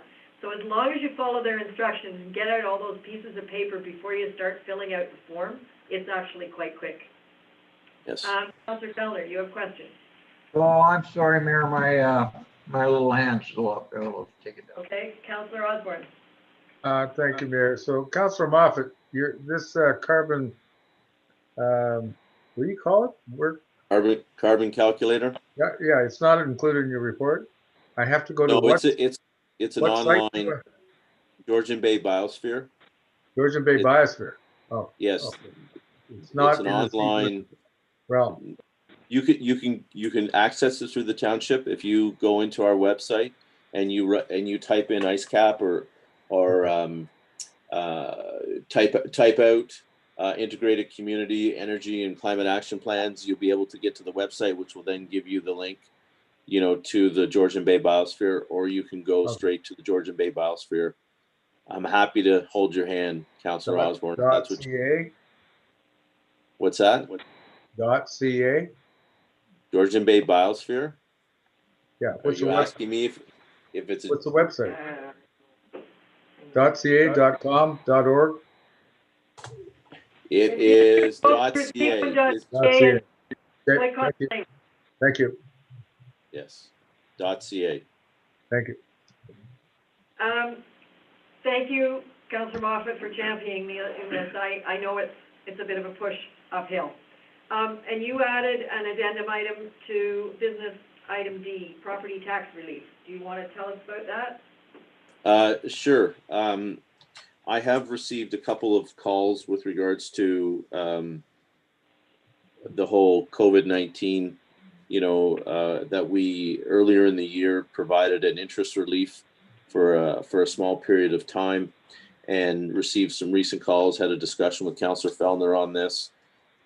We obviously know that, COVID-19 is not letting us outside the, certainly not allowing, its arms to or hands to let us free.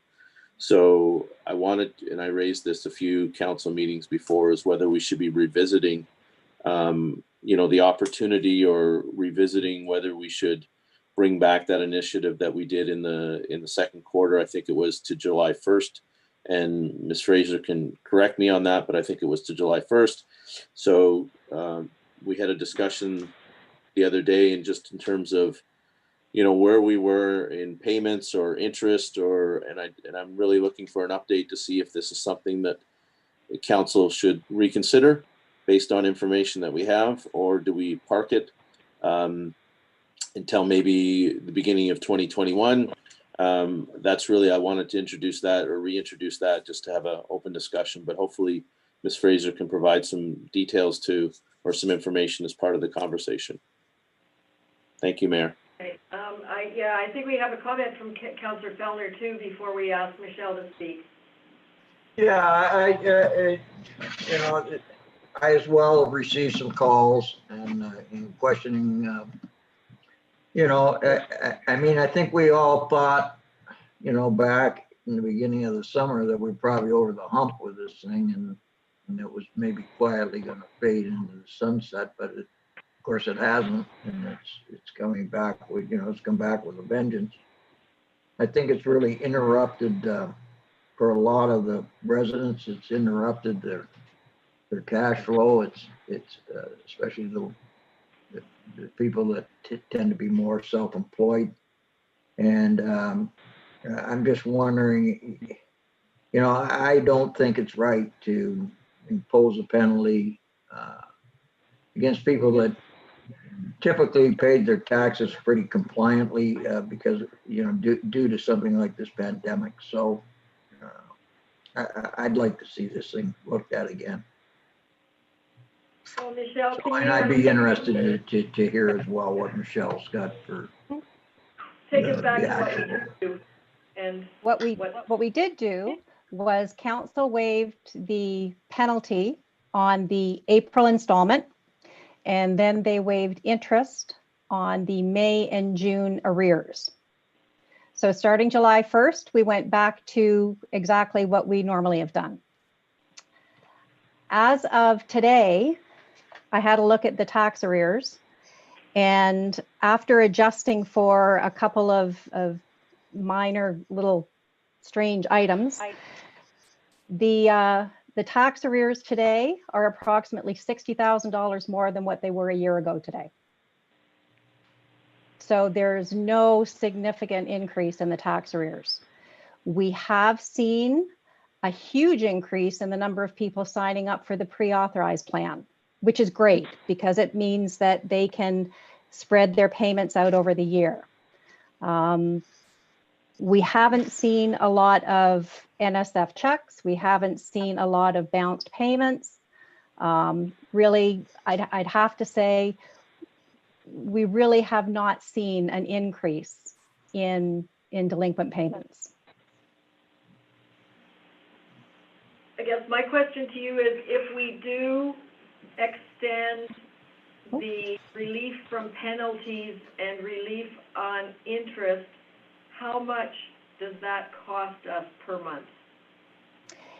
It really depends on when you do it. Right now, it would be about the least amount per month, approximately $12,000 a month is what our penalty is, or our interest is. If you did it in February, it would be more, just because there's another installment that was due. So like I said, we have not seen a huge increase in delinquent accounts. We haven't seen NSF checks. We haven't seen bounce payments. I'd have to say we've had a handful of people that have contacted the township about having difficulty with making their payments. And really, Christine works with them, or I work with them to try to help them work through it. So.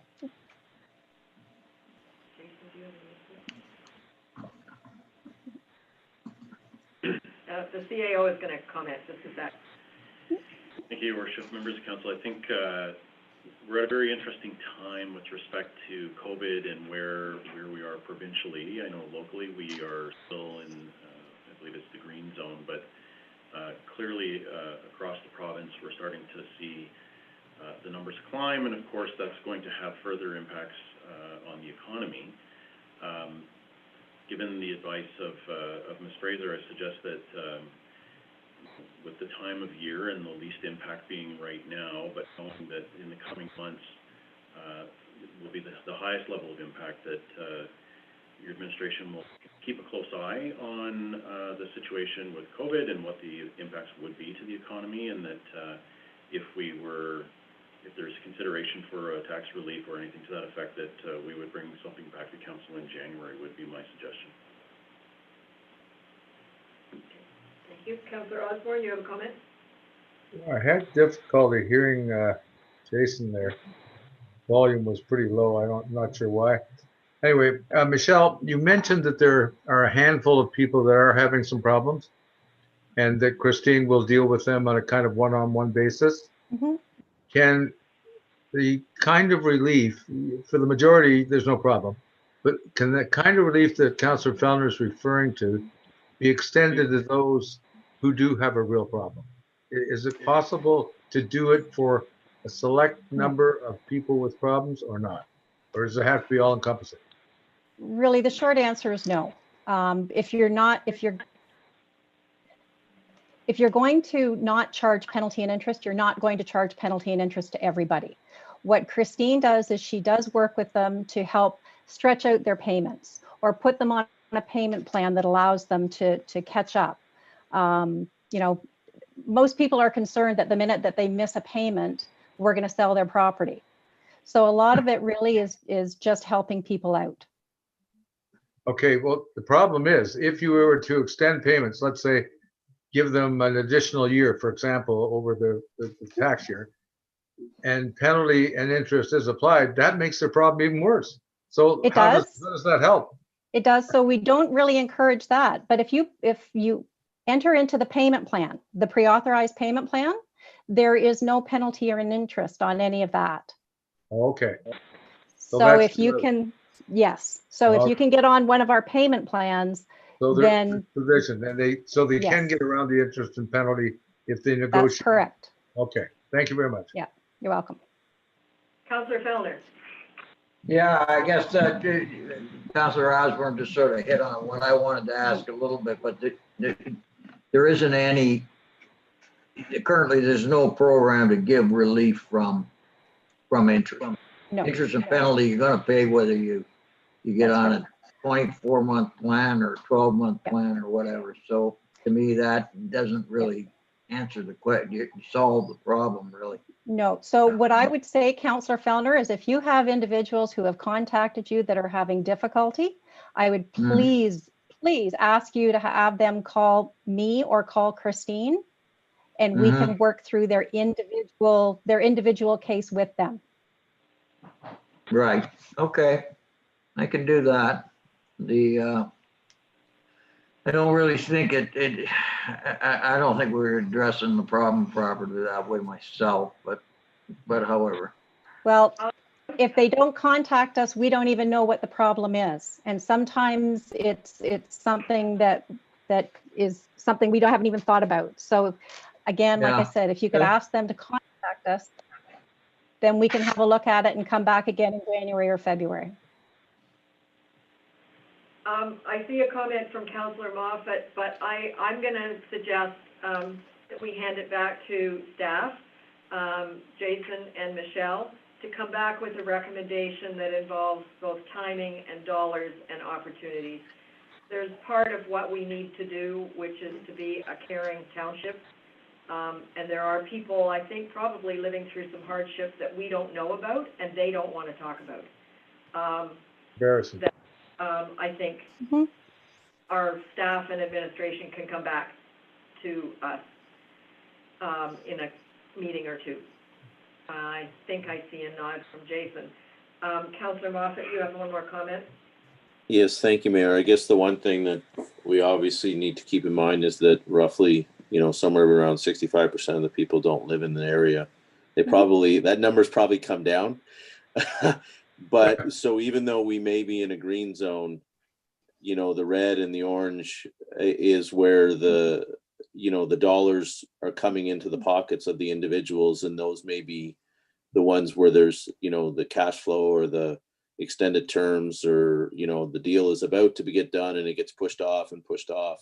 So I think we need to at least consider that outside of the border, as opposed to, sort of the standard within the stamp of our township.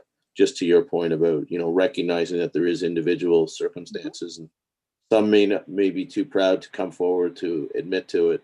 But I think it's important, Ms. Fraser's point about if you're on a monthly payment plan, then that would, if I'm correct, eliminate the interest and the penalties, because you've got a schedule. And maybe that's very something simple that we could put onto the website, as a reminder to people, that it's out there. At least it's a step forward and a bit some information.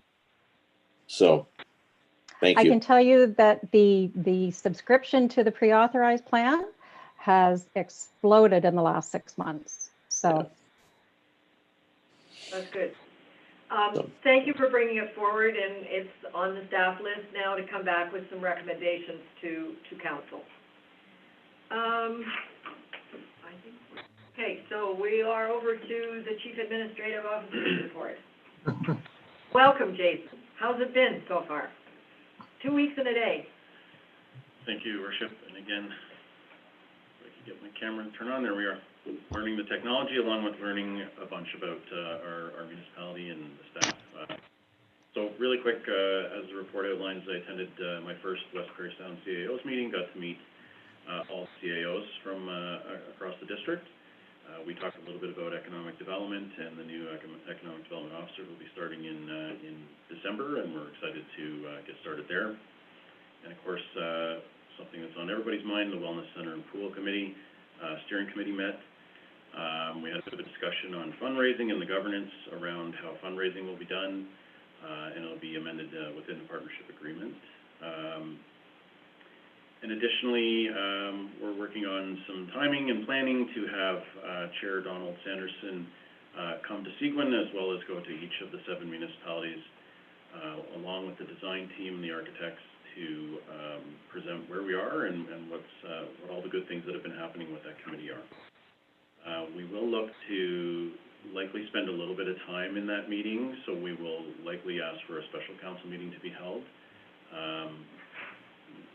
Can't quite confirm if we're going to be able to do it in December or not. December gets pretty busy for everybody, so I suspect it'll be January before we're able to actually get that meeting scheduled.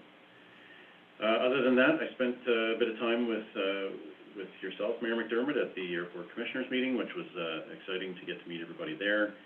And perhaps most exciting in my first couple of weeks was getting to meet all the staff here, getting to know a little bit about them all getting to know a little bit about me.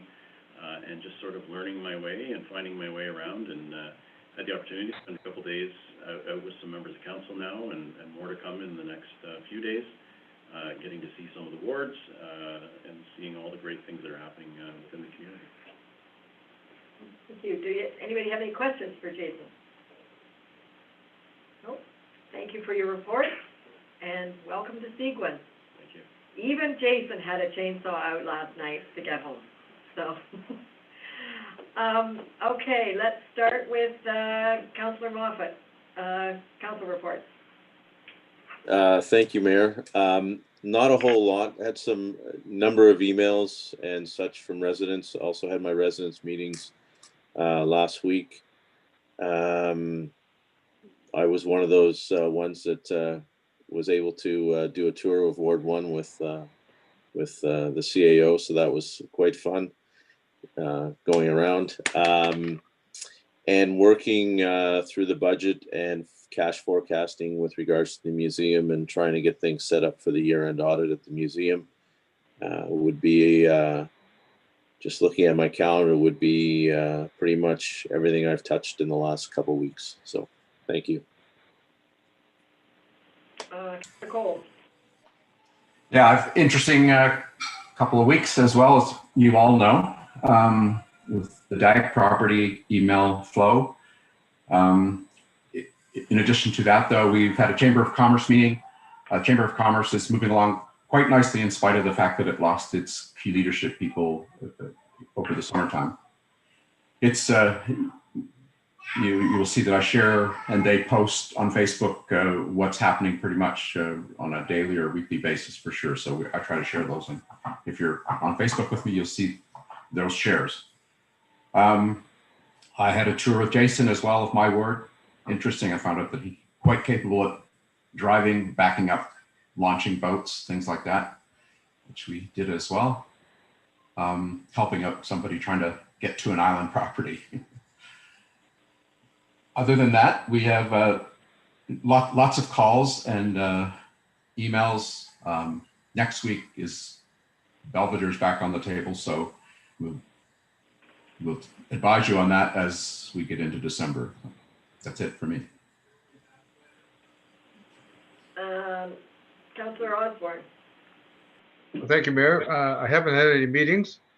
Got a meeting with our new CAO scheduled tomorrow afternoon. Look forward to speaking with them. And I have an EMS meeting coming Thursday. I should alert council that the levy, the additional levy requested by the EMS Advisory Committee in the town of Parry Sound for the shortfall of the ambulance service, some $400,000, is not being responded to well. There's 7 or 8 municipalities within East and West Parry Sound that do not want to pay the levy. Some have paid, some haven't. It's going to become a major issue for Dave Thompson, our chair, and that's going to be a major subject of discussion on Thursday. So I don't know how that's going to end up, whether they're going to be asking the ones that are participating for more money, or whether they're just going to go into a cut the ambulance service. There's not really any solution to it, but it's something that's coming down the pike. And I'll report the next meeting on the outcome. Yeah. Thank you. That's all I have. Councillor Felder. Yeah, thank you, Mayor. As previously mentioned, that we had a park-to-park meeting last week. And other than that, it's been a quiet 2 weeks for me. Okay. So, welcome, Councillor Collins. I'm assuming that your power is back on. Yes. Thank you, Mayor. It's just come back on. Yeah, so I don't what, have any. last 28. We've gone 28, 30 hours without power here. Oh. I think I'm going to move to North Lake Joe. Well, we still don't have it, and we still don't have. Oh. yeah, I don't have any power. O'clock tomorrow. Oh. Anyway, you want my council report? Sure, if you're ready. Yes, yes, I am. I just had the one meeting on Thursday, our DSAB, and I'm happy to say that we will not be having a levy adjustment to Seguin. It's going to be a zero levy adjustment, so we're going with the same as in 2019. And I would just like to say that the board, I think, has been doing a great job over the last 6-7 years. And when I look at some of the figures that from 2014, say, to 2021, there's only been a difference in levy of only $41,450 to Seguin, which amounts to $5,921 a year. So we've been doing great, and so is the staff at DSAB, keeping the levied municipal taxes down. So that's good news. That's it? Thank you. Yep, Councillor Vincent? Yep, that's it. You have an assistant, Councillor Vincent. I do. He's just checking on me. Okay, I updated Brian Sturgeon on the signs, what was happening with the signs, which we discussed at last meeting. I went to the memorial for Robert Carew, the jogger that was killed on Highway 141. It was beautiful. The streets were lined with people with red and black on. It was lovely. It was very emotional. Cemetery meeting was canceled. I have a meeting later in the week with Tammy, the CAO of DSAB. We had a DSAB meeting. The budget won't be passed until next meeting. We deferred it till next meeting, so the budget is still not public. I had a tour with Jason today of Rosso. It was lovely. Saw a few of the store owners. While I was visiting with the store owners, we had a little chat about Bud Heaven. Anyway, they wanted to know what we could do about Bud Heaven. So I told them I would contact Graydon Smith, the mayor of Bracebridge. They have Bud Heaven there. And I contacted Graydon, and he said that there's no problems. They have security. They've had no complaints. It's a beautiful store, very busy, but beautiful. So it's busy and beautiful. And I also asked him about being informed that they were asking for a license. Apparently, all they have to do, if you have no guidelines, is go by the provincial guidelines. They do not have to inform council. Because they only give a 15-day comment. The 15-day comment, the Bracebridge chose to just let them go ahead with it, and then that's how it works, that they have to go by the provincial rules. So it has to be so far from a school. When they apply for the license, they have to check whether it's near a school, near a park, all those things that are provincially regulated. So if you opt in to have a retail store, they just go ahead with doing the business that they have to do to make sure it's an acceptable spot for a store. That's what Graydon told me. So that's what I will pass back to the store owners that wanted to know, is that it's running well in Bracebridge. I mean, if you're going to look into why they didn't let us know, that's fine.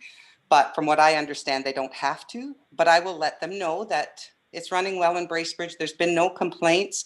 It's busy, but beautiful, and it has security. So the owner is very well known. He's been dealing in legal cannabis for a long time. So he's not new at the game. He's been in the game from the beginning. So he's very well informed about what he's doing, and he does a really good job. And that's according to the mayor of Bracebridge. So that's all I have. Thank you. The other piece is whether we get to delay it or not, any individual or any store owner or anybody can write into the comment section on alcohol and gaming between and now I have let them, yeah.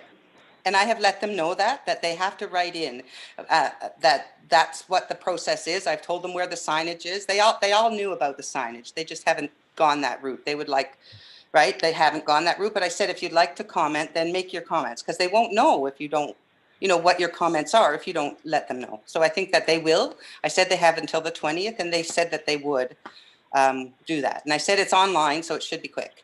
Like it's the 20th, but it should be quick. You should be able to get it done within the week if they wanted to. And I will let them know that there have been no problems in Bracebridge, because they asked about it. I told them I would ask Graydon. So I'll do that. Great. Anyway, that's all. Thank you. Thank you. I'm jealous of you people that had no meetings. November 3rd, I was at an airport operations meeting. Then on November 4th, there was a West Perry Sound Health Center governance meeting that I attended.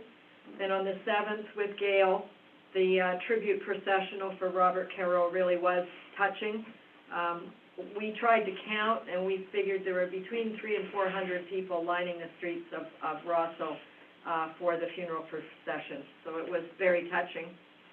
On the 11th, Gail and I attended the Remembrance Day ceremony in Rosso. On the 12th, Chris Busby, Dominique, and Steve Stone and I met with Brenda Mueller, who is the woman who has started the Whispering River Orchestra and children's music lessons in Foley. She's looking to have some movable structures. I don't know whether they're going to be yurts or tents or geomestic domes, but I really do believe she's adding an arts value to the community and is looking for locations. She's basically Foley's booked by her and a lot of other, so she can't grow anymore there. And according to Dominique, almost the same in Orville. So we want to work with her to make sure things work, and I suspect we'll see a grant application from her on our December 1st deadline. The 13th, we had a regional broadband, the core group. As you've probably heard, there's significant new federal funding for broadband, and so we're working very closely with the SMART community to figure out what might be shovel-ready. We've been told by our Member of Parliament that we know it's going to be, this funding is going to be oversubscribed, and it will be first come, first serve. So we're struggling a little bit to get something that we can put in right away that's shovel-ready, at the same time as we're pushing SMART to get together an RFP for the balance of Seguin to figure out what else we can do and put it out for tender. Then yesterday was the Little Lake Joe Association Annual General Meeting on Zoom.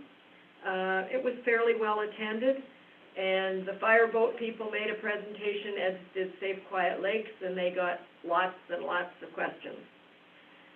One thing I do want to point out is, and Peter might want to weigh in here, Peter Koppich, we have signs up saying that there's no parking on our roads from November till I think April. And that's enforced when the snow plows are out. But there are lots of people parking on the township roads right now, and they will not be ticketed or warned if there's not a snowflake in sight, because hunters are parking now, some people are parking. The only time it's enforced is when there is a snowplow likely to come down the road. So for people, we don't want people to be overzealous of it, saying, you can't park here, if it's a sunny, clear day and there's no snow on the road. So I think that's important information for all of our constituents. And that's my report. So we're going out of open. Oh, sorry. I have a motion that the Council of the Corporation of the Township of Seguin does hereby receive the board and committee agendas and minutes and the correspondence as presented on the agenda and the addendum for the November 16th, 2020 meeting of Council. Could I have a motion from Terry Fellner? So moved. And seconded by Ted Collins. I'll second that motion, Mayor. Thank you. All in favor? Carried. Get Ted's name on here somewhere. Okay, I have a motion that the Council of the Corporation of the Township of Seguin does hereby proceed to a closed meeting at 7:05 p.m. in order to address matters pertaining to a proposed or pending acquisition or disposition of land by the municipality or local board. And the meeting is held for the purpose of educating and training the members on a proposed settlement area. And I believe we want to do the second first. We want the proposed settlement area to be discussed before the boundary adjustment, because it might inform it. So could I have a motion by Councillor Finson? I so move. Thank you, and seconded by Councillor Moffat. I'll second that, Mayor. All in favor? Question, Mayor? Oh, sorry, Councillor Osborne? Unfortunately, I wasn't able to connect for quite a while at the first of the meeting. Otherwise, at the opening of the agenda adoption, I would have placed this question. The question is, and I've been asked by some constituent, is why is this proposed settlement area idea being held in closed section? I'm wondering if the clerk could ask why it's enclosed as opposed to open, please. Yeah, he will. We did address this at the beginning of the addendum, but I will ask the clerk to repeat his answer. Thank you. Council is hearing a proposal from an individual about a settlement area, and it's strictly a proposal and being put forth to council's information. There's no decision or direction coming out of this. Well, there might be direction from council staff, but it's closed because it could affect land values, and it's also a private individual, as far as I know. Are you referring to the person that asked to be heard by council, Darren O'Brien? Is that who you're referring to? Yes, we can't talk about individual names in open. Okay. And that's the reason it's got to be enclosed. Okay. Well, that and the possible implication on property value. All right. Well, the thing is, when the public sees something like this enclosed, right away questions pop up as to what are you going to talk about and why are you doing it enclosed? Okay. That's the questions I have to respond to. And I guess all I can use is the fact that there's an individual's name involved. Sounds weak to me, but I'll accept that. Thank you. And possibly land value impacts. Oh, well, okay. It's an idea, right? All right, thank you. Okay, all in favor of the motion on the floor? Thank you. Is he